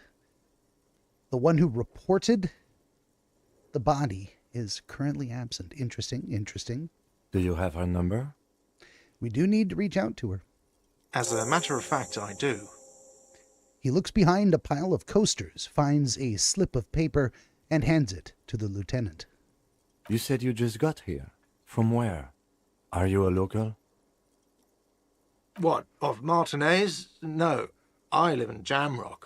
I only sometimes come here to keep an eye on the place. This is just one of the many cafeterias I manage. But you still know your way around, yes? In case we need directions. Yes, I know where some things are, but as I said, I don't live here. I just used to work here. And I'm not going to start working here again, if that's what you think. Why would anyone think that? Interesting. I didn't imply that. Detective. I have everything. You? He looks at his little notebook. I can respond, oh, you mean do I have questions? And I can ask them. Or no, and pass. Let's ask some questions. Yes. He means, do you have questions for me, like a police officer would? The cafeteria manager is clearly agitated again. So I can ask, where is the body? Who killed him? Where did Sylvie go anyway? And, I actually can't think of a single thing. Let's start with the body. Behind this building, there's a courtyard. They hoisted him up on a tree there. He points through the kitchen. And how do we get there? That's easy. See that door there? First you exit through that. Then, to your right, you should see a big hole in the fence. A really big one. You can get to the courtyard through there. No need for the keys. The hole is big enough for the Franco-Nigerian cavalry to fit through. Continue. Does he want you to feel guilty of making that hole? It's implied in his voice. All right, who killed him? I don't know who killed him. I'm not the police. That's your job. Did you kill him? What are you, crazy? Of course I didn't kill him. That's what a murderer would say. Suddenly you tense up. Blood is being pushed to your muscles. You should hound him on this. Hound him hard. The prey drive says. Let's hound him. Did you kill him, guard? No, I didn't. You can tell me if you killed him. You killed him, right? I didn't. I don't appreciate this. What is this? Why did you have to kill him? Do I have to answer him? Is this mandatory? The lieutenant stands motionless, his expression unreadable. Did he hurt you? Is that why? Did you get some kind of sick kick out of killing him? What are you, an idiot? I told you I haven't killed anyone. Anyone? Have you killed someone else then? He ignores you. All right. Why did Sylvie go away? She went away because none of your business. This is the second time you have avoided the subject. Oh my God, what is your obsession with this Sylvie person? Get over it. She found the body, you dipshit. Maybe it's he who's obsessed with this Sylvie person. Certainly sounds like it. Well, all we can do is say, that's all. Let's go. The task is complete. Interview cafeteria manager gained plus 30. Kim Kitsuragi says, let's go. Not so fast. You owe me 130 real. I can ask, what is a real? Or I can try the savoir-faire and slip away unnoticed. I mean, let's give it a shot. This is a red check. It cannot be retried. Slip away unnoticed. He's like, is that realistic? I'm going to slip away unnoticed and not pay the guy. Let's say, what's a real? Oh, excuse me. You owe me 130 real. He pronounces the R with a mock aristocratic accent.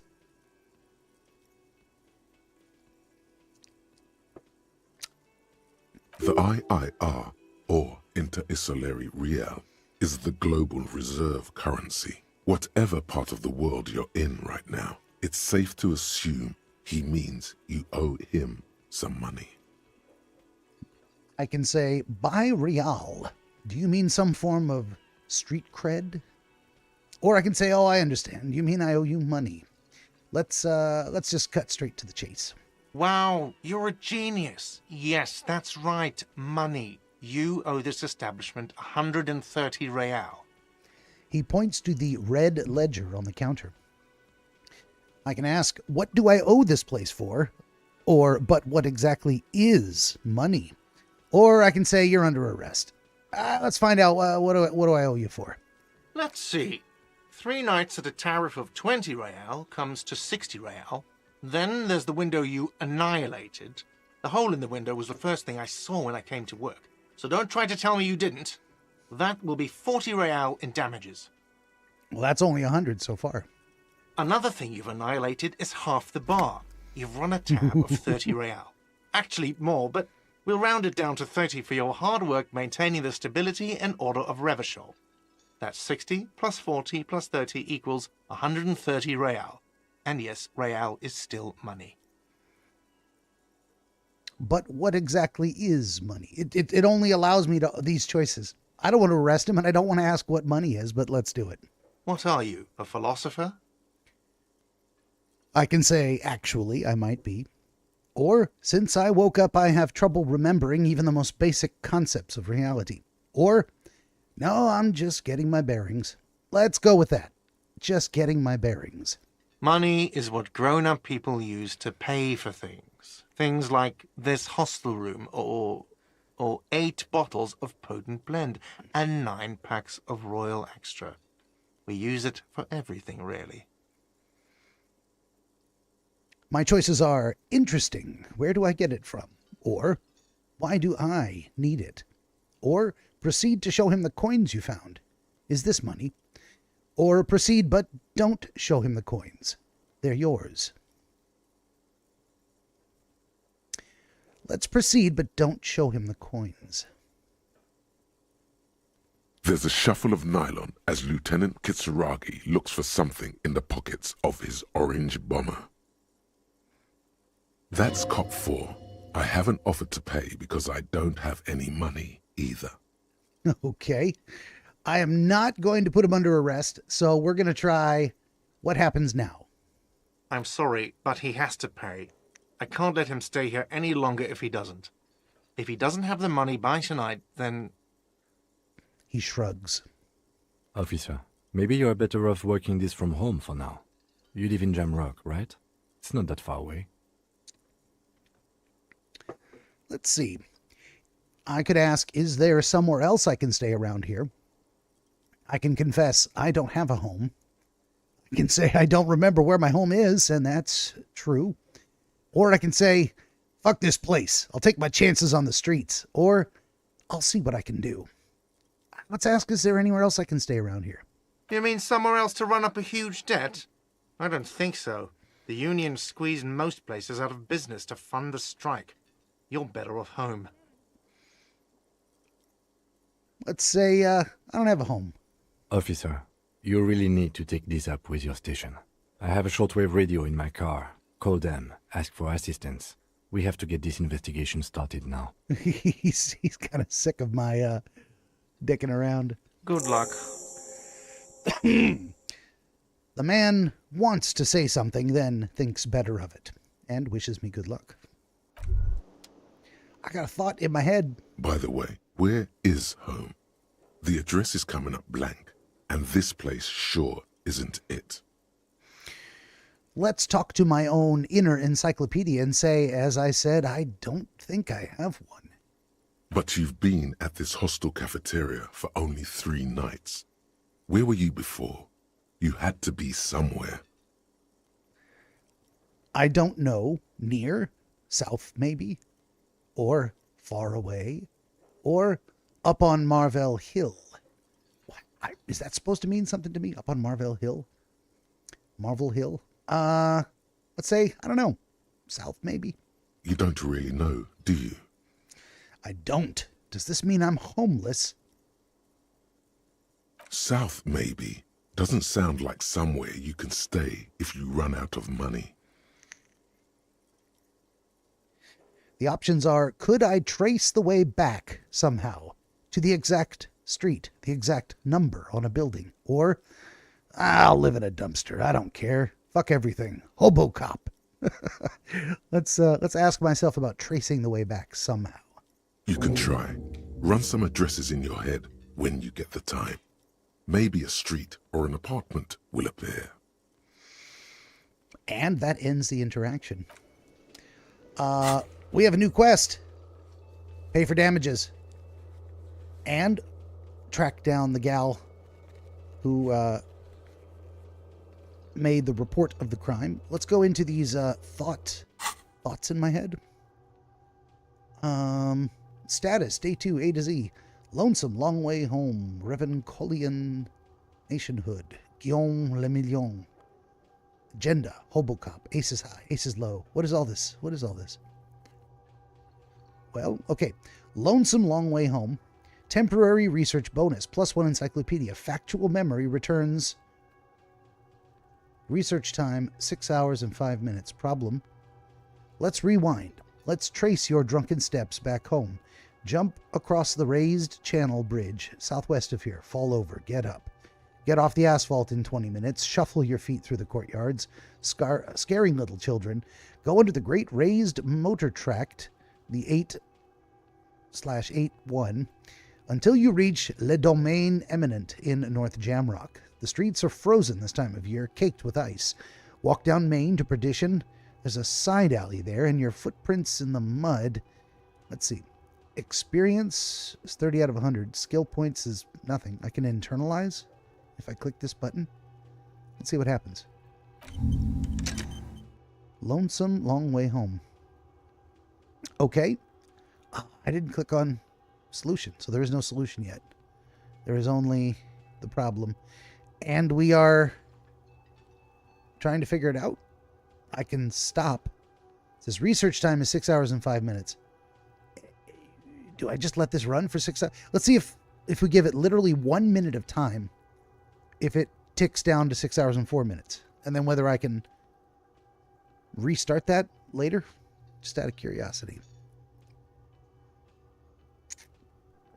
Maybe going home is not something I really need to do. It's a long-ass time. Imagine just sitting here for the entire time. It's showing me 0% complete. You can sort your thoughts by the day.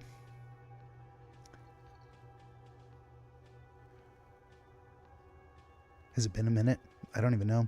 I was not looking at a clock.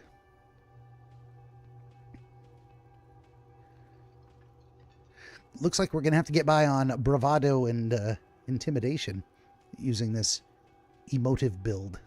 I thought I'd, get more of a chance at sympathy and other things.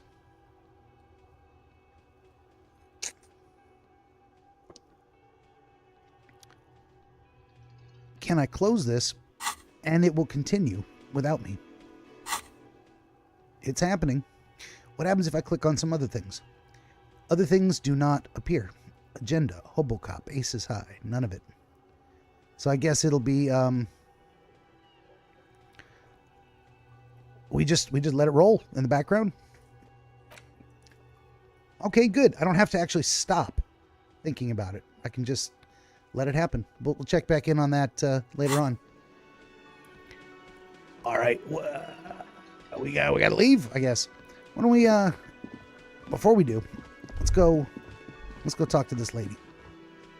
Let's save it before we do. Quick save. How you doing, lady? In the wheelchair? Hello, sweetie. The elderly woman turns to you with a smile. Wait, who's Sweetie? Okay, I can ask who is Sweetie, or does that mean you like me? Let's go with that. You're a handsome man, officer, with your mustache and your chiseled jaw and that silly dimple on your chin. Well, all right. An elderly woman thinks I'm not a complete monster, visually.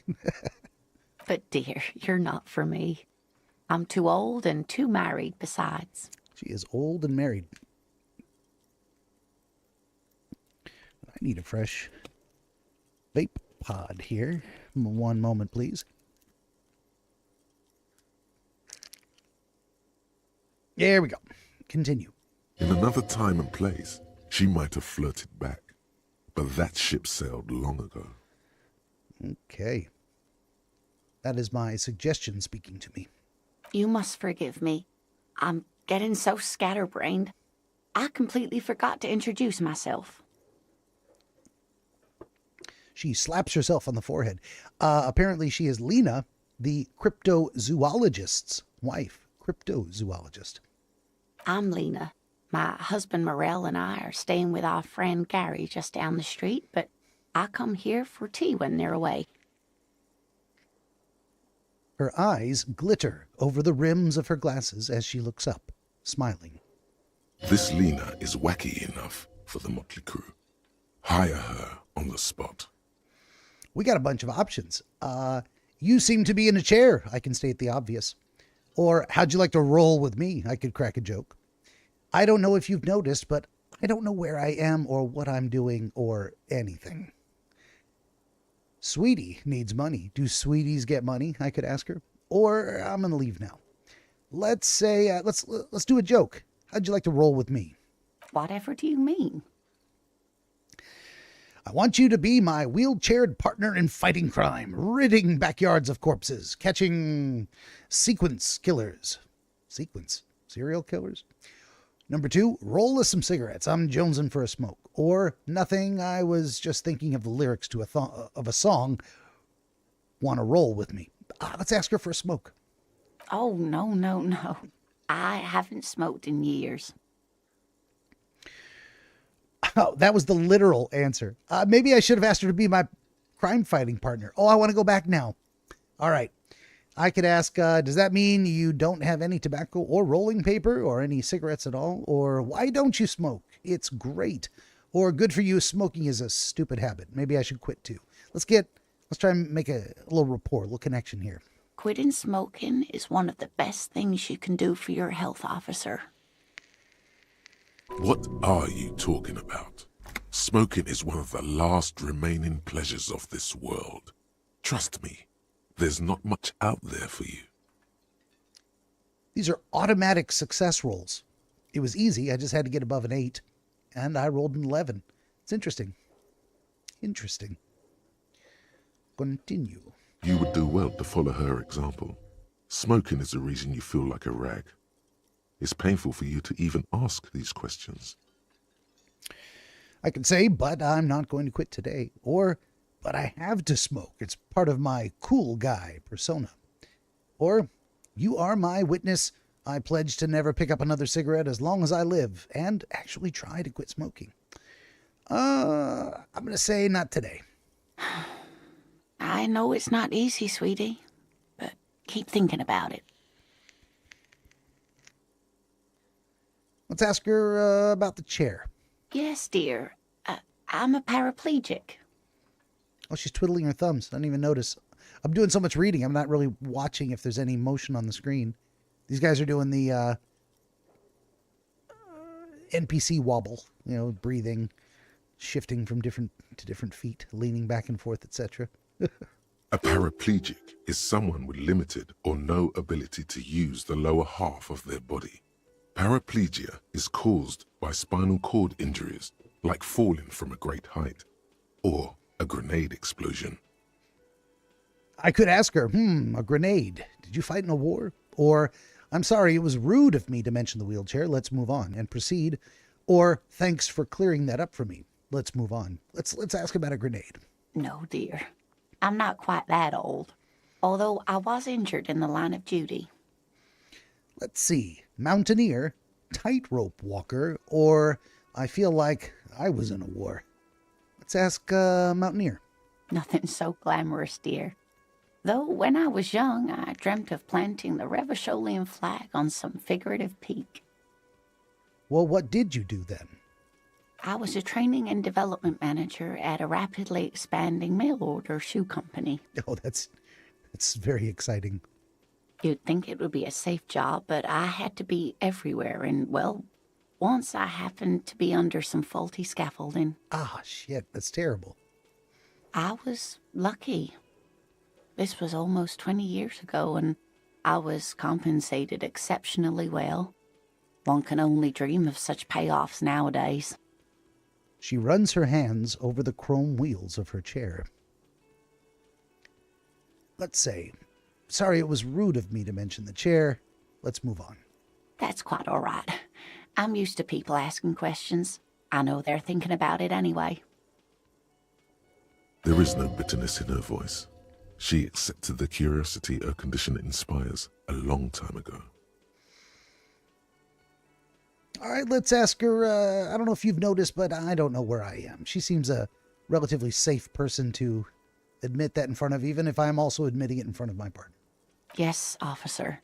You look rather dazed. Like a stunned fox. But surely things can't be that bad. Her eyes follow your movements with some concern. She won't judge you, no matter what you say.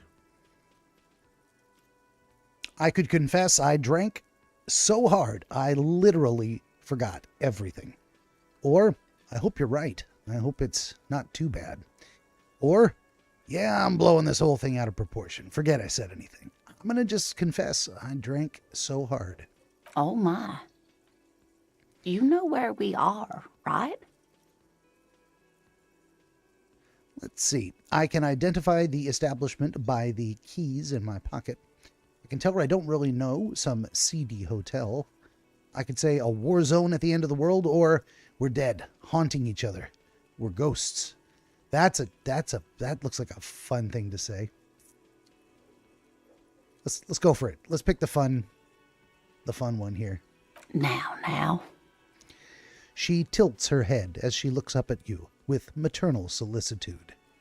We are live in a hostel called the Whirling in Rags, and the Whirling itself is in the city of Revachol.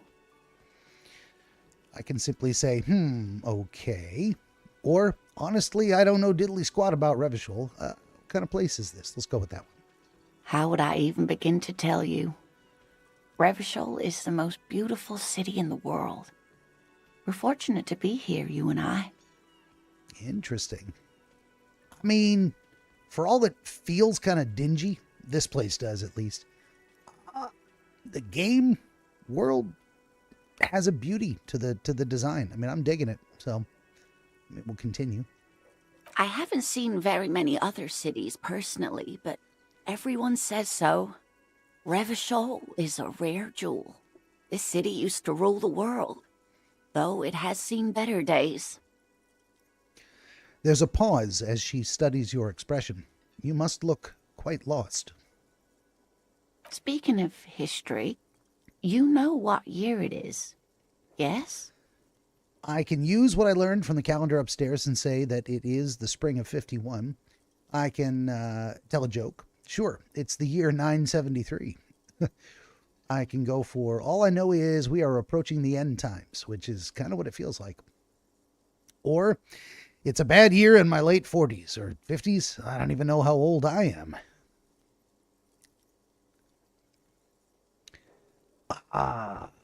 Straight shooter. Joke. Flirtation, kind of seems like approaching the end times. Kind of a surly curmudgeon answer. Or, let's just be honest with her, say it's a bad year in my late 40s or 50s. There. The year is 51, and spring has only just started. I'm sure there are better days ahead. I choose to believe that is true. The lieutenant studies you, rubbing his chin. I'm beginning to suspect that you might indeed be completely adrift in this reality, thinks the lieutenant. How can it be that bad? Never mind. We're in this now. Yep. It's probably better if my dude knows the truth, if he's going to be my partner. I can tell that this is taxing for you, so I'll just ask one more question. What regime are we living under? What mode of government? Oh boy, we got 6 different options, and they take up the entire screen. Number 1, some kind of democracy, maybe. Number 2, I'd like to think it's the dictatorship of the proletariat, but something tells me it's not.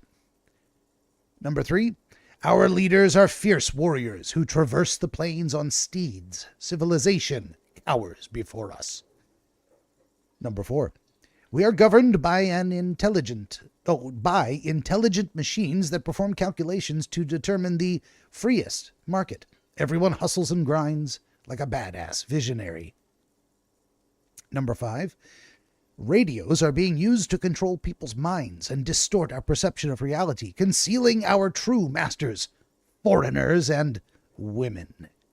Or 6, cop. We're living under the cop regime. I don't like any of these answers. Do they mean anything?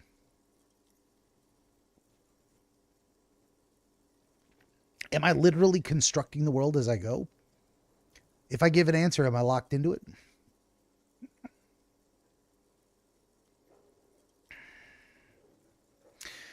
Democracy, dictatorship, fierce warriors, like a king, oligarchy or something like that. Intelligent machines who determine the most free of markets.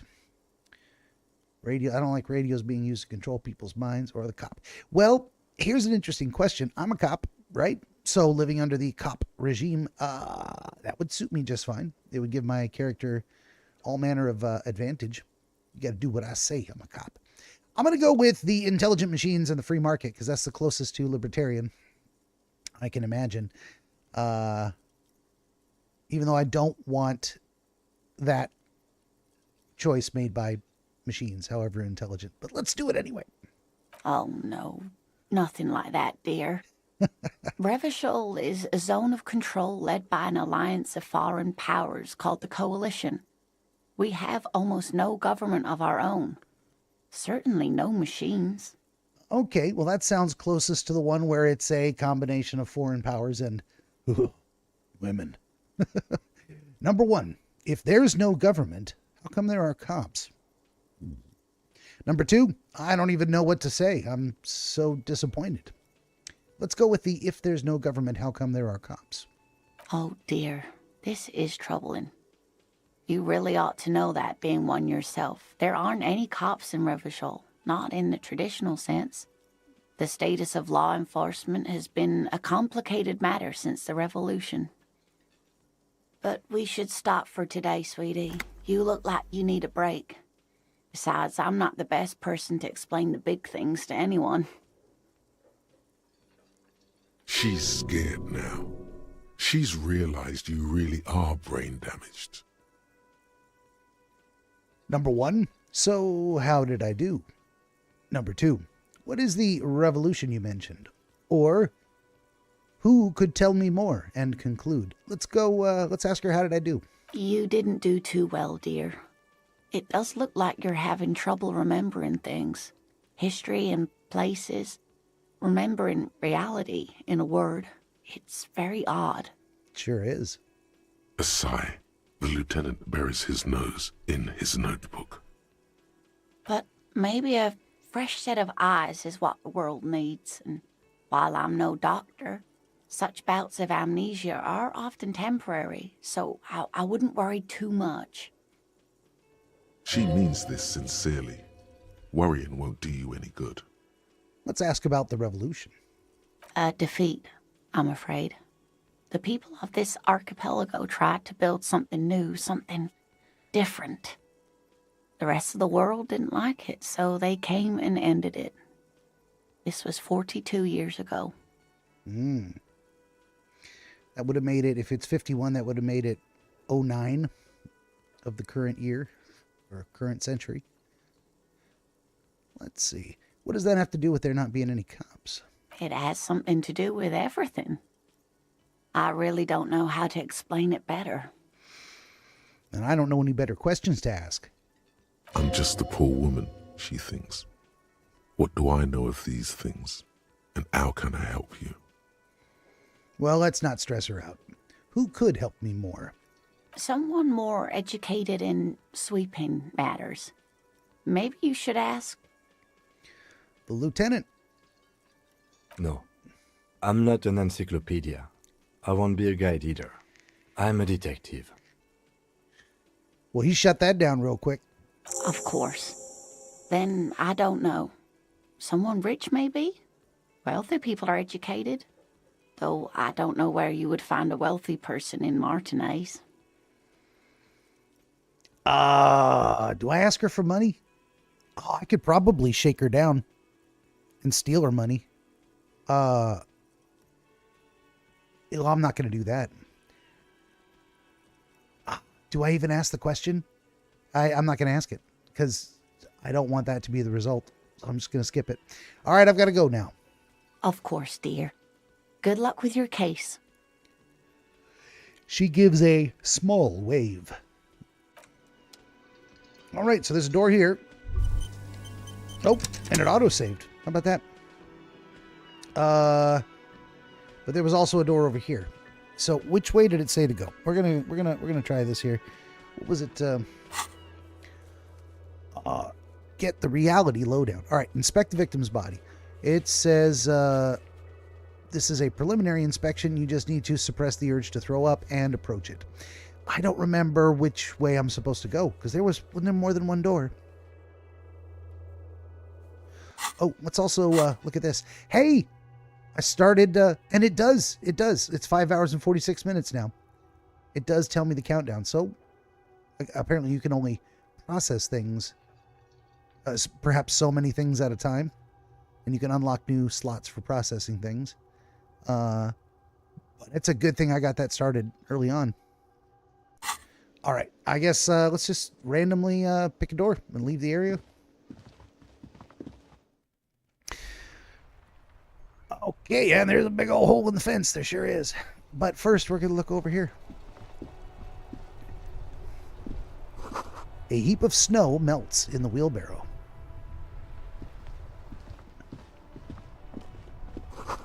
A street sign reads, "Fuck the police." And how about this lady? What's up with her?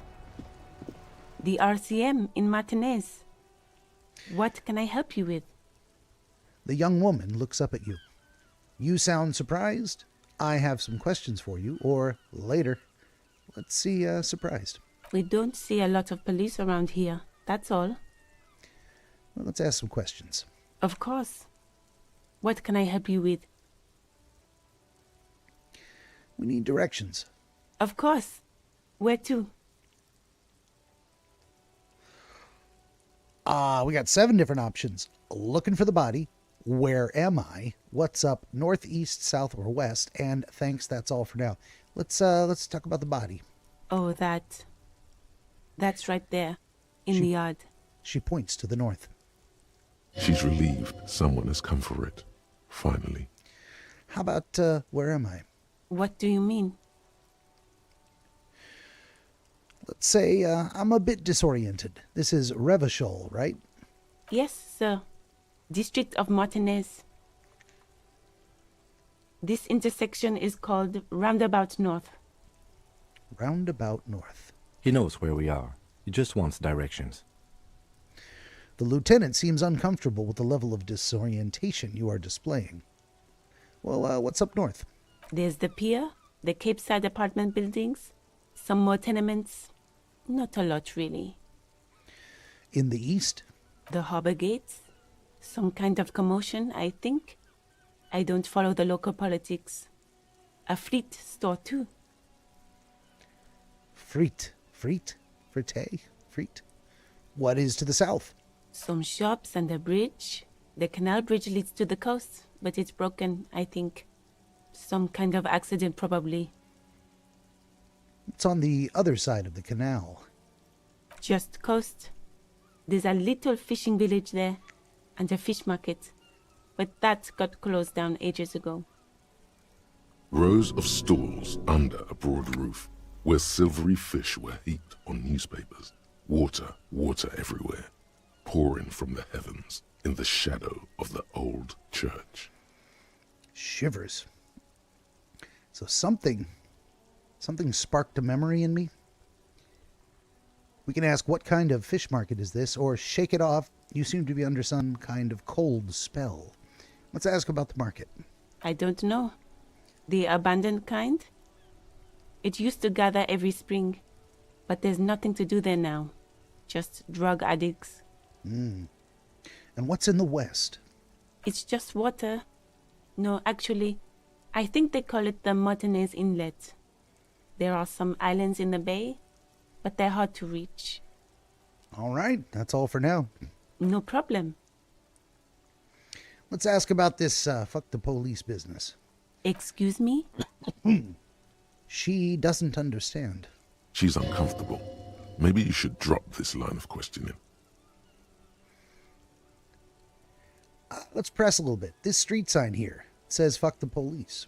Point to it. Oh, well, I didn't write it there. I'm just sitting here.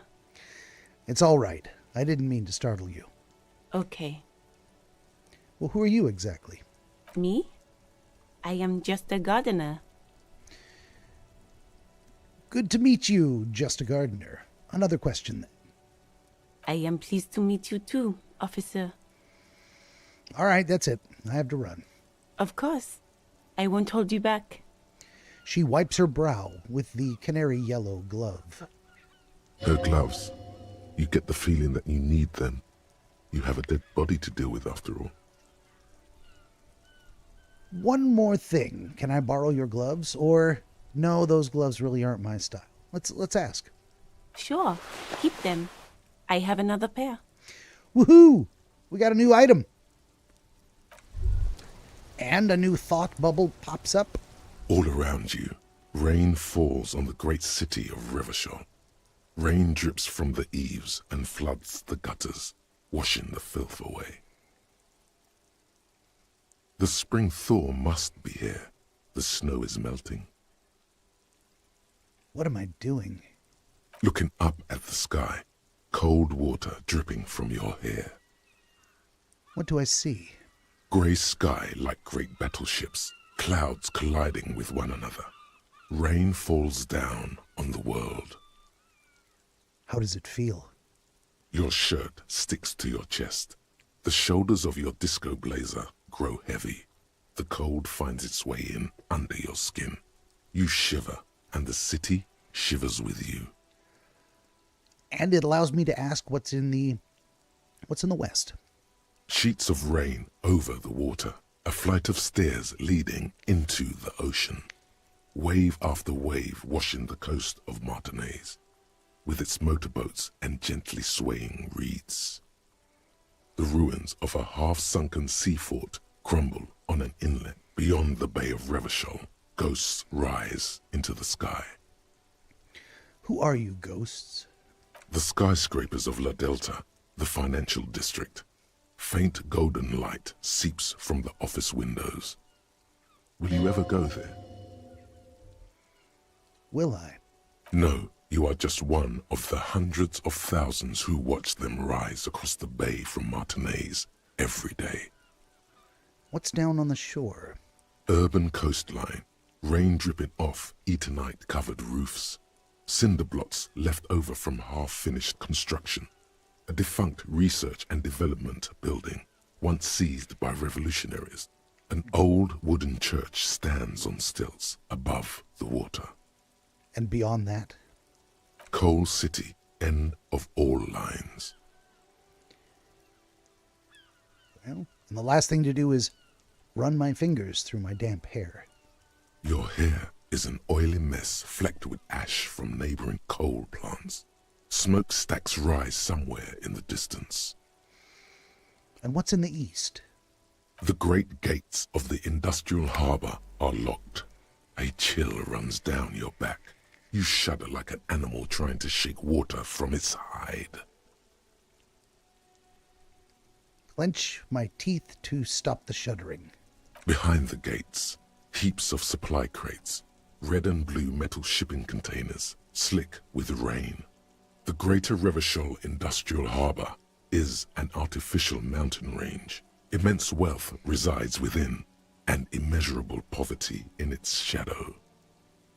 And beyond that?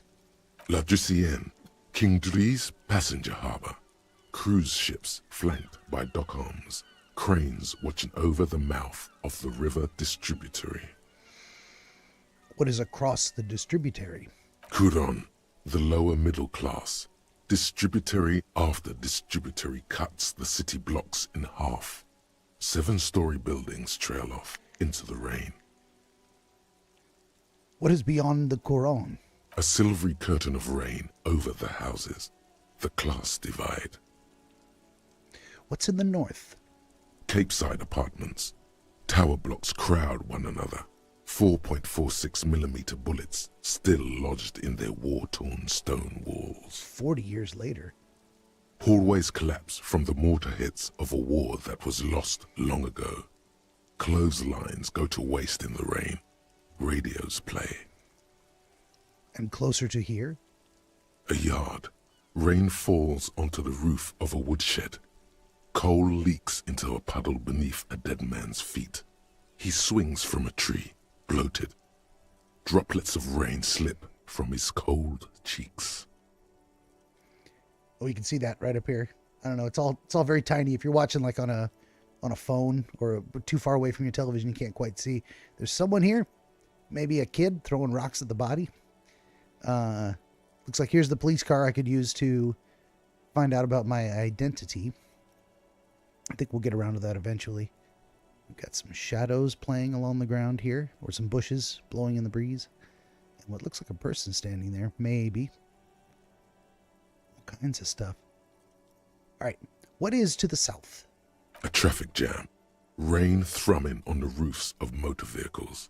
Inside, drivers watch water streaming down their windshields. The statue of a king shudders. He too is cold. The canal bridge has been raised. What's on the other side? The road ascends.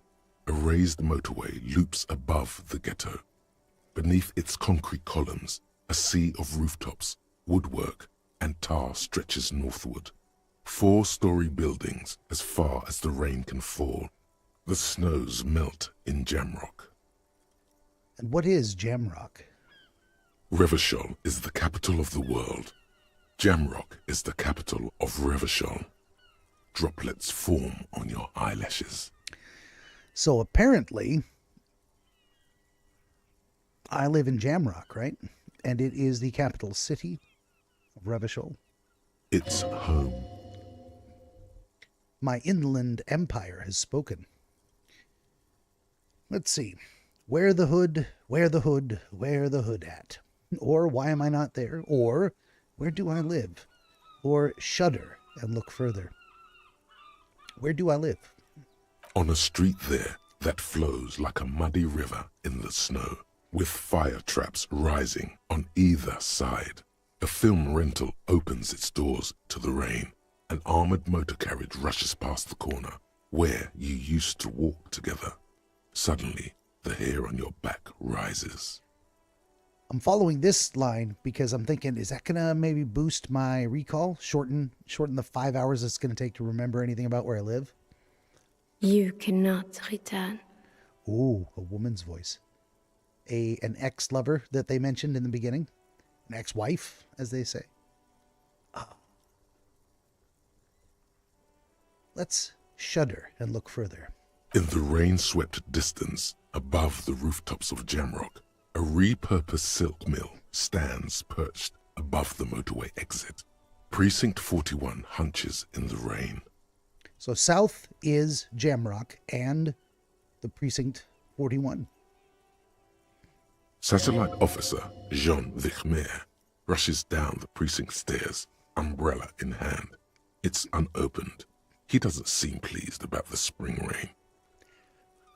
He's got an umbrella in his hand and he's not going to open it? Why is that? On the bridge, Officers Torson and McLean are standing guard. Torson wears jeans and a fishnet wife-beater. Satellite Officer Vichmer passes by, and the young man remarks to him, Where's your homo, homie? What? What? What? It's not like that. They're what is called heterosexual life partners. They have a battle-tested relationship. A brother bond, if you will. He sounds like Woody Allen. Huh? Yeah. He opens his umbrella, but the wind immediately turns it inside out. Well, that's why he didn't open it. Fair enough. Hetero-sexual life partners. Funny apiary. Male-centric workplace humor. Have you seen him? Is there something wrong? No, nothing. It's just... Judith went to his place and found the Monday mail unopened. I think he's still there. You didn't drink with him over the weekend, did you? That would be irresponsible. With that animal? Never again, man. What is he, still down there? In, south of the interchange? What was it? In Martinez. He's in Martinez. Are they talking about me? I feel like they're talking about me. Your vision blurs. You wipe your face with your hand. The rain stings your eyes, making you look up and blink. I got +5 XP, whatever that means. Well, let's see. What's above? Coalition aerostatics hang like apparitions under the cloud cover. Way up there, where rain forms, rotors flutter silently. Your sight clears. And my final option is simply to utter motherfucker and finish the thought. This rain will not let up anytime soon. You should get a raincoat. There's a frit to the east. They sell them there. A frit being a store of some kind to get a raincoat. All right. Well, what does that say? I got to walk all the way over here to look up there. Pigs go home. The street name is illegible. Well, look at all these things. There's more people I could talk to. I can go back into the building and fill. Oh, I could have gone out this door as well. Fair enough. Let's go. Let's see if I can find out who I really am.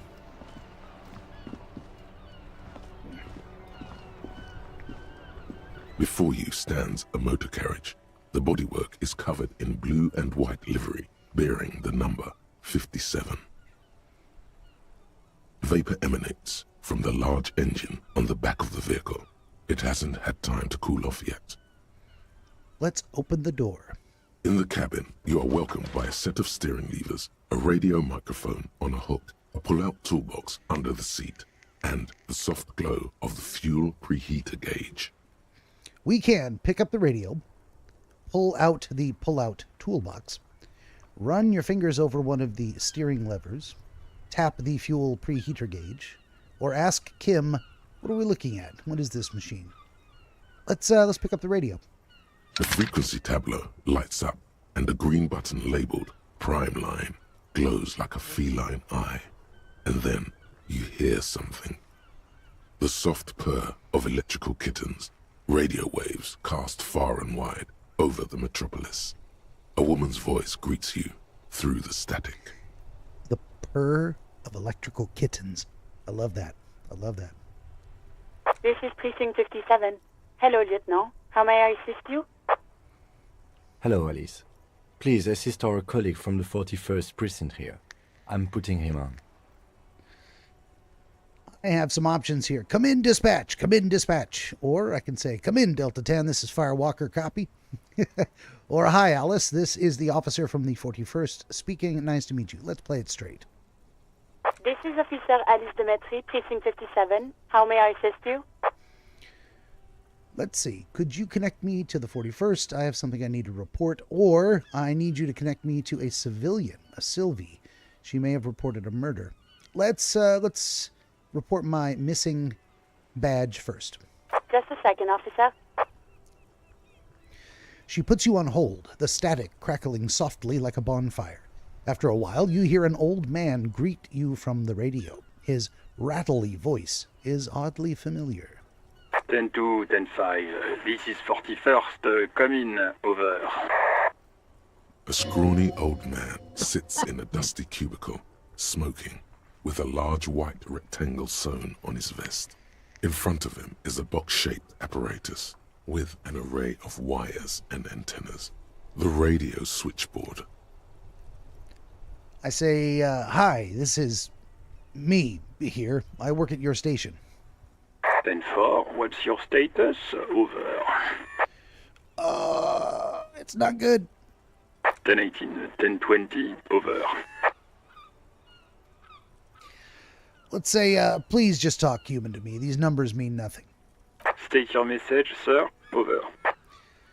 Let's see. I need to report my badge missing, or I am in dire need of financial assistance, or this might sound odd, but there's personal details I'd like to discuss, or I can simply end the call. Let's start with my missing badge. 10-9, repeat message. Over. My badge. I can't find it anywhere. Basically, it's gone. 10-4, message received. This is a very serious situation. I need to 10-22 the captain. Over. Do what you gotta do, brother. 10-22, the captain. This sounds bad. Bad and scary. Like being called to the headmaster's office in school. Sometimes you just gotta toughen up and take the consequences. Is it him? What does he want? I should ask him for money, though. Says he lost his badge and needs to report it. He what? He lost his badge? I'm just gonna say nothing. Who lost his badge? Dick fucking Mullen. Who do you think? Okay, so his name is Dick. Okay, I am not a Monsieur Cousteau. It's Officer Dick Mullen from the bestseller Dick Mullen and the Lost Identity. Okay, maybe not. Is that like Dick Tracy? Maybe I am a Cousteau. What is happening here? Dick Mullen is not your name. It's the name of a fictional detective who would not lose his badge. Ruh-roh. Defend yourself. Immediately. They're laughing at you. Come on, operator, tell him to stop. This is serious. Now that's begging. Ha-ha, officer lost his badge. Ha-ha. Like I'm the first cop to ever misplace his badge. Or, can we move on? I just want to get reported and be done with. Let's go with the ha-ha. He says this has probably happened to other policemen before him and laughs sarcastically. T-Matt D-Lord says, sup? I see you. Welcome. Oh, goddamn it.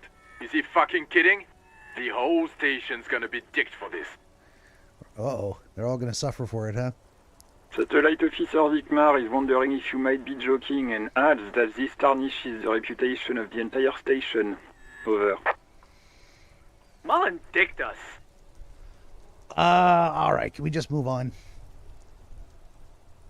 10-4, I hear you, officer. I'm just going to make a note here that you are in pursuit of your misplaced badge. Over.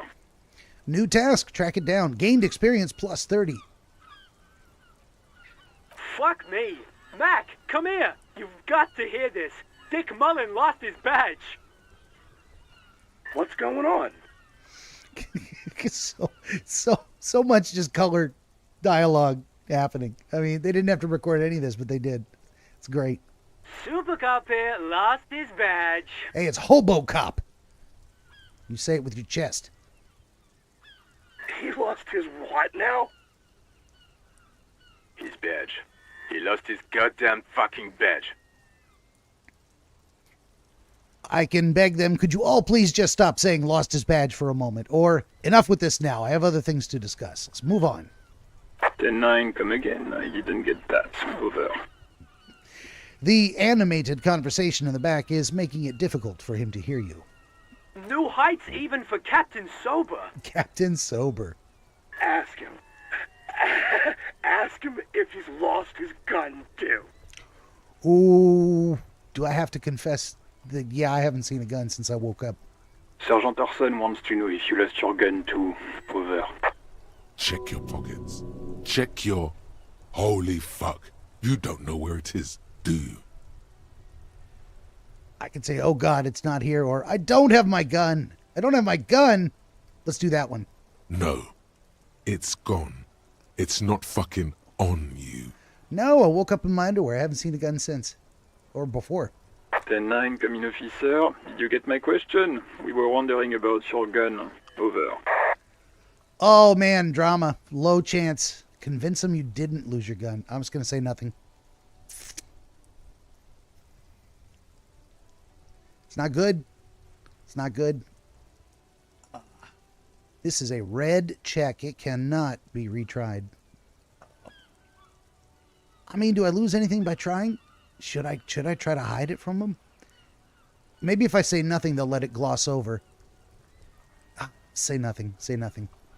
10-1, you're breaking up. 10-9, repeat, please. Over. They're giving me another chance to try and convince them. Medium 11. Medium. 11 is not medium. That's a super low. Oh, the chance dropped because you didn't give an answer. Say nothing. 10-9, come in, officer. Over. And another one. Oh, it's 3% now. Just, now I got to remain silent with terror. Come in, officer. 10-9, repeat message, please. Did you misplace your firearm? Over. There is no way to win this one. There's just not even possible. That's affirmative. Just admit it. He says he doesn't have it. This game. Come on. Dear God, he lost his gun. Oh my, I can't. The man succumbs to laughter again. This isn't really a laughing matter. Mac can face a giant of cocoa noodle by himself, but Disco here made him piss his pants. Jesus. Oh, I can't. Fuck. He lost his... Ask him if he still got his wiener. Oh, man. I mean, I didn't check, but I'm going to assume it is still there. I'm not going to. He's not going to ask. Ask him. Sergeant Orson here is wondering if you are still in possession of your genitalia. Over. Now is a good time to say fuck and ass and so on. That'll make this all right. I can say, yes, I lost my wiener too. Just lay off it. Or left it at his mama's house after I fucked your ass all night. Tell him that. I'm going with that one. I don't need to listen to this, and I can just turn it off. Let's go. Let's go with yo mama. That's a negative. Not going to say that. Over. What's he saying? Share with the class. He said he sodomized your mother. The prick ate Mama's vanilla waffles at the captain's birthday party. Some nerve he's got. Oh, shit. He didn't think that was funny at all. Sure her vanilla waffles were the only thing he ate? Shut up, Chester. This isn't funny. This is my mom we're talking about. Tell him to apologize right now. Tell him to get bent. Sergeant Orson requests that you apologize for the claims that you made about his mother. Over. Okay. Did they push me too far? Do I say, okay, tell him I'm sorry? Or do I say, you don't mess with the firewalker? I'm going with that one. Like he says you shouldn't have antagonized the firewalker in the first place. Who? The disbelief in Vic Mayer's voice is overwhelming. Satellite Officer V. Fire Walker. I'm afraid he might be referring to himself as Firewater, sir. Firewater? He's lost it. Fuck it. Tell him to find his goddamn badge and gun. That's the only thing that matters. I think I would like to do that. That sounds like a good quest. Satellite Officer V. I heard him and I'm on it. 10-4, affirmative. Officer is in pursuit of his firearm. Oh, God, The man is fighting back tears. Officer, do you need further assistance? Over. Yeah, let's ask for some money. Why not? 10-4, I hear you. I don't have the authority to grant your request, but... What does he want now? He's asking for money. Is he fucking kidding? Nope. I don't think he is. Don't give that asshole anything. He's just gonna drink it all. Well, I was actually planning to pay the guy. All right, that's a negative on the additional funds, sir. Over. Gain some experience. Let's see. It is paramount to the investigation that you grant me more money. Or, please, I'm begging you here. I don't even have a place to sleep tonight. Or, okay, I heard you, no funds. Let's go with a bit of bluster. Paramount to the investigation. He says it's important to the case. He isn't getting a red cent. You can tell him that. Request denied, sir. Over. Nothing is working. How about begging for a place to stay? He says he's in trouble. Doesn't have a place to sleep.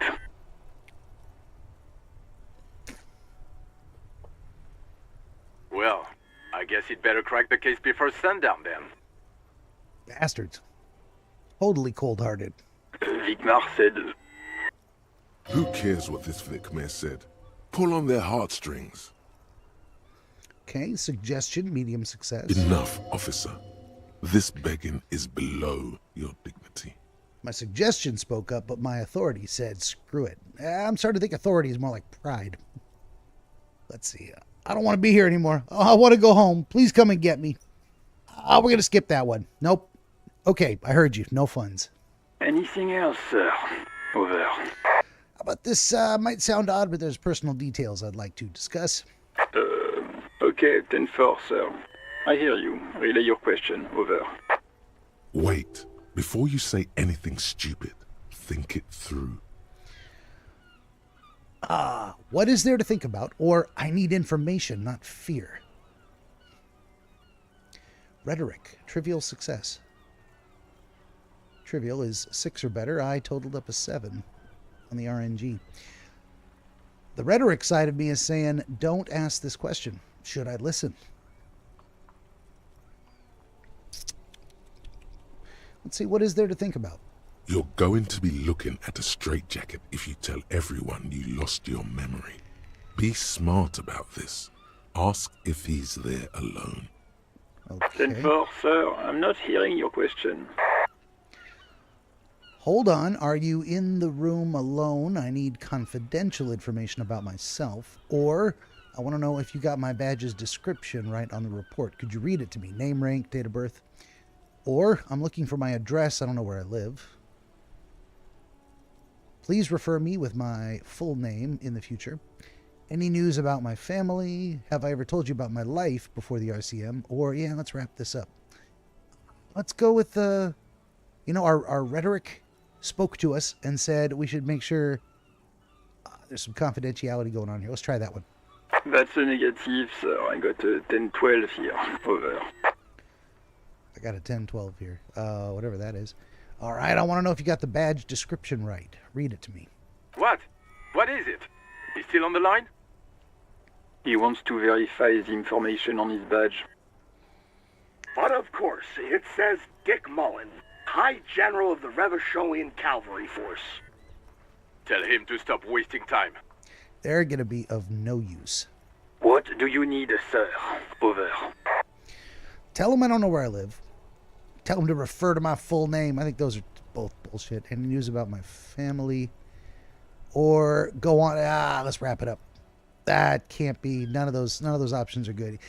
The game can't reward you for just clicking every single option. You probably have to actually play it smart sometimes. Let's wrap it up. Understood, sir. Over.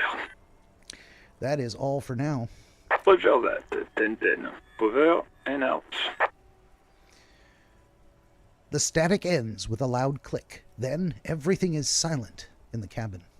18 kilometers to the south, in the 41st Precinct's relay booth, a small crowd has gathered around Communication Officer Jules Oldboy Pidier, around a dozen cops. So everyone was listening to me. It's probably good I didn't tell them I'd lost my memory. Be a laughingstock. The small room is filled with cigarette smoke, abuzz with laughter, when Officer Judith Minnow enters. Her left arm is in bandages, and her hair trimmed short. What is going on here? Did something happen? She asks, startled. Jean-Vic Marc turns to her and says, What happened is my partner made contact. It's not good. He's lost his badge and his sidearm. He seemed confused, delirious even. He stops to think. Mac, the torso Torson, is finger-fucking his fist, laughing hoarsely and apparently telling some dirty story to his partner, Chester McLean, near the entrance. Yeah, Mullen was fucked, alright. Sounded fucking drunk to me. Yeah, Mac's right. This was some gnarly shit there.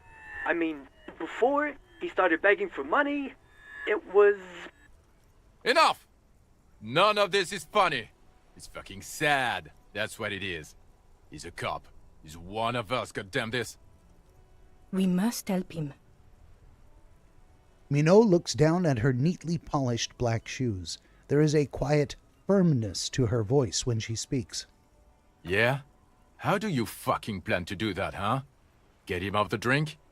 Go jogging with him in the morning and get him on carrot juice? He's a lost man. I just know we can't give up on him when he's at his weakest. He wouldn't.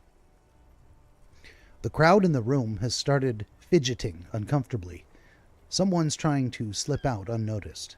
Mac, man the door. You know what he told me? I don't want to get better. I want to get worse. Those were his words. He sighs heavily and turns to address the room. This shit does not leave this room. Not a word of this to the captain, or anyone else. We'll give him a couple of days to pull his shit together. I guess I can hold off the report for a few days. Old boy lights another cigarette. Good. Okay, everybody. Nothing but a prank call here. We all got our laughs. Now get back to work. So my partner, Jean-Vic Maire, is covering for me. Far north, on the other side of the motorway, the officer quietly hunches with his hand in the motor carriage. I want to pull out the toolbox. There's probably some kind of an item in there I can acquire. A metallic drawer slides out from under the seat and clicks into place. The tools inside are neatly organized. Take what you need, officer.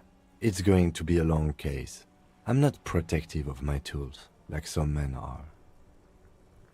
He's clearly a little protective of his tools. But what can you do? Work is work. Let's see. We've got red-tipped pry bar, rubber-handled chain cutters, a hand-cranked flashlight, or I can push in the pull-out toolbox. Well, let's take the pry bar. The pry bar feels nice and cold in your hand, heavier than you'd think. Kupri Kinema. What is that? Kupri Kinema?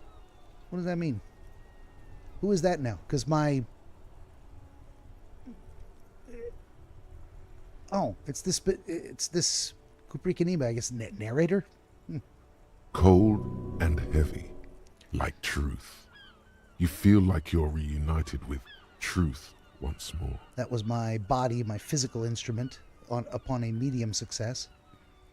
Useful for opening all sorts of doors and lids. Good. That's the interfacing speaking to me. Let's take the rubber-handled chain cutters. The handles are long and sleek. Snap, snap, go the cutters in your hand. Let's take the hand-cranked flashlight. It's robust, weatherproof, and well-made. Police issue, blue. Lets you see things in the dark you would otherwise miss. Okay, and let's push in the toolbox. The pull-out toolbox slides back into its nest. Preheater gauge casts a warm glow on the steering levers and the radio on its hook. Well, picking up the radio doesn't seem to serve a useful purpose. Running the fingers over the steering levers? I mean, am I going to accidentally start the car and ram it into something like a dummy? Let's find out. The white suede feels luxurious under the touch, and the metal clutch handle so very familiar in your palm. How about we tap that fuel preheater gauge? As you tap on the gauge, the indicator pin jerks as if startled. It's in the large orange sector, indicating the engine is warm. Next to the gauge is a red switch labeled heat. There's no use pressing the heat button. It won't start without the ignition key. Mm-hmm. So Kim's got the keys and he's not giving them to me. Alternative translation. Don't even think you can drive my MC. All right, let's ask him. What are we looking at? What is this machine? This is the Kupri Kinema, my motor carriage. You can use the toolbox and the radio if you'd like. Okay. Motor carriage, motor carriage. That's what that means. Something bad with a motor carriage. A dark lump rises in your throat. That is my inland empire speaking to me. What is this sinking feeling that I have with the words motor carriage? Nothing, nothing. It's probably nothing. Forget I brought it up. Please proceed with the carefree lollygagging. Can we turn it on and drive somewhere, I can ask? Squint your eyes. Okay, but what is a motor carriage? Or do all policemen in the RCM have such cool motor carriages? Or look around the cabin again. Let's ask him about going for a drive. No, I'm afraid not. We have a murder case on our hands, remember? Of course. Let's squint my eyes and ask what is a motor carriage. A motorized vehicle, officer. I'm sure you are familiar with the concept. We've had these for nearly a century. How about do all policemen have such a cool one? The Kupris motorcar does provide most of our patrol vehicles, yes. Okay. Now let's look around the cabin again. You see a set of steering levers, a radio on a hook, a pull-out toolbox, and the soft glow of the fuel preheater gauge. All right, let's close the door and leave that scenario. You close the door and leave. All right. Something's telling me that I'm going to need some of those tools to deal with the body. And if I hadn't done that first, I'd be running back out here to go look for a tool. You know what I think I'm going to do? I think I'm going to call the stream here. We are in between tasks. There's no reason for me to just walk into the new area and start reading more dialogue. This is a perfect place to stop and pick it up again tomorrow. So we're going to say it just autosave, but I'm going to do a hard save because I don't trust this shit at all. Save the game. Booyah. There we go. And we'll go back to this screen here. Yeah, I'll just say this has been DreamWizard Plays number 391, Disco Elysium from 2019. I'm going to correct that error as soon as I get off here. Part 1. We're coming back for part 2 tomorrow, 5 p.m. to 8 p.m. Pacific on this very channel. And hopefully I've been broadcasting to all the channels properly. Who knows? Why I gotta have technical difficulties all the time? Why does anything work ever? That's a better question sometimes. Yona says, great first play, and hi, Tiamat. I'm not sure he's still here, but we'll see. I see people coming and going through the back end, showing me who's watching. The dog wants to get down. Hold on. Come here. Come here, Butters. Peanut Butter says, bye-bye. Bye-bye, Peanut Butter. There we go. All right, and the cats, they all got up too, like they know I'm about to end the stream. They all want their dinner. They know I feed them when I'm done. Yeah, so the only thing to say, as usual, smash the like button on your way out. Subscribe to the channel, share the show with your friends, and in the meantime, in between time, I am the DreamWizard, and I thank you for watching. Now let's see if this button works. Here we go. It's working! Bye-bye!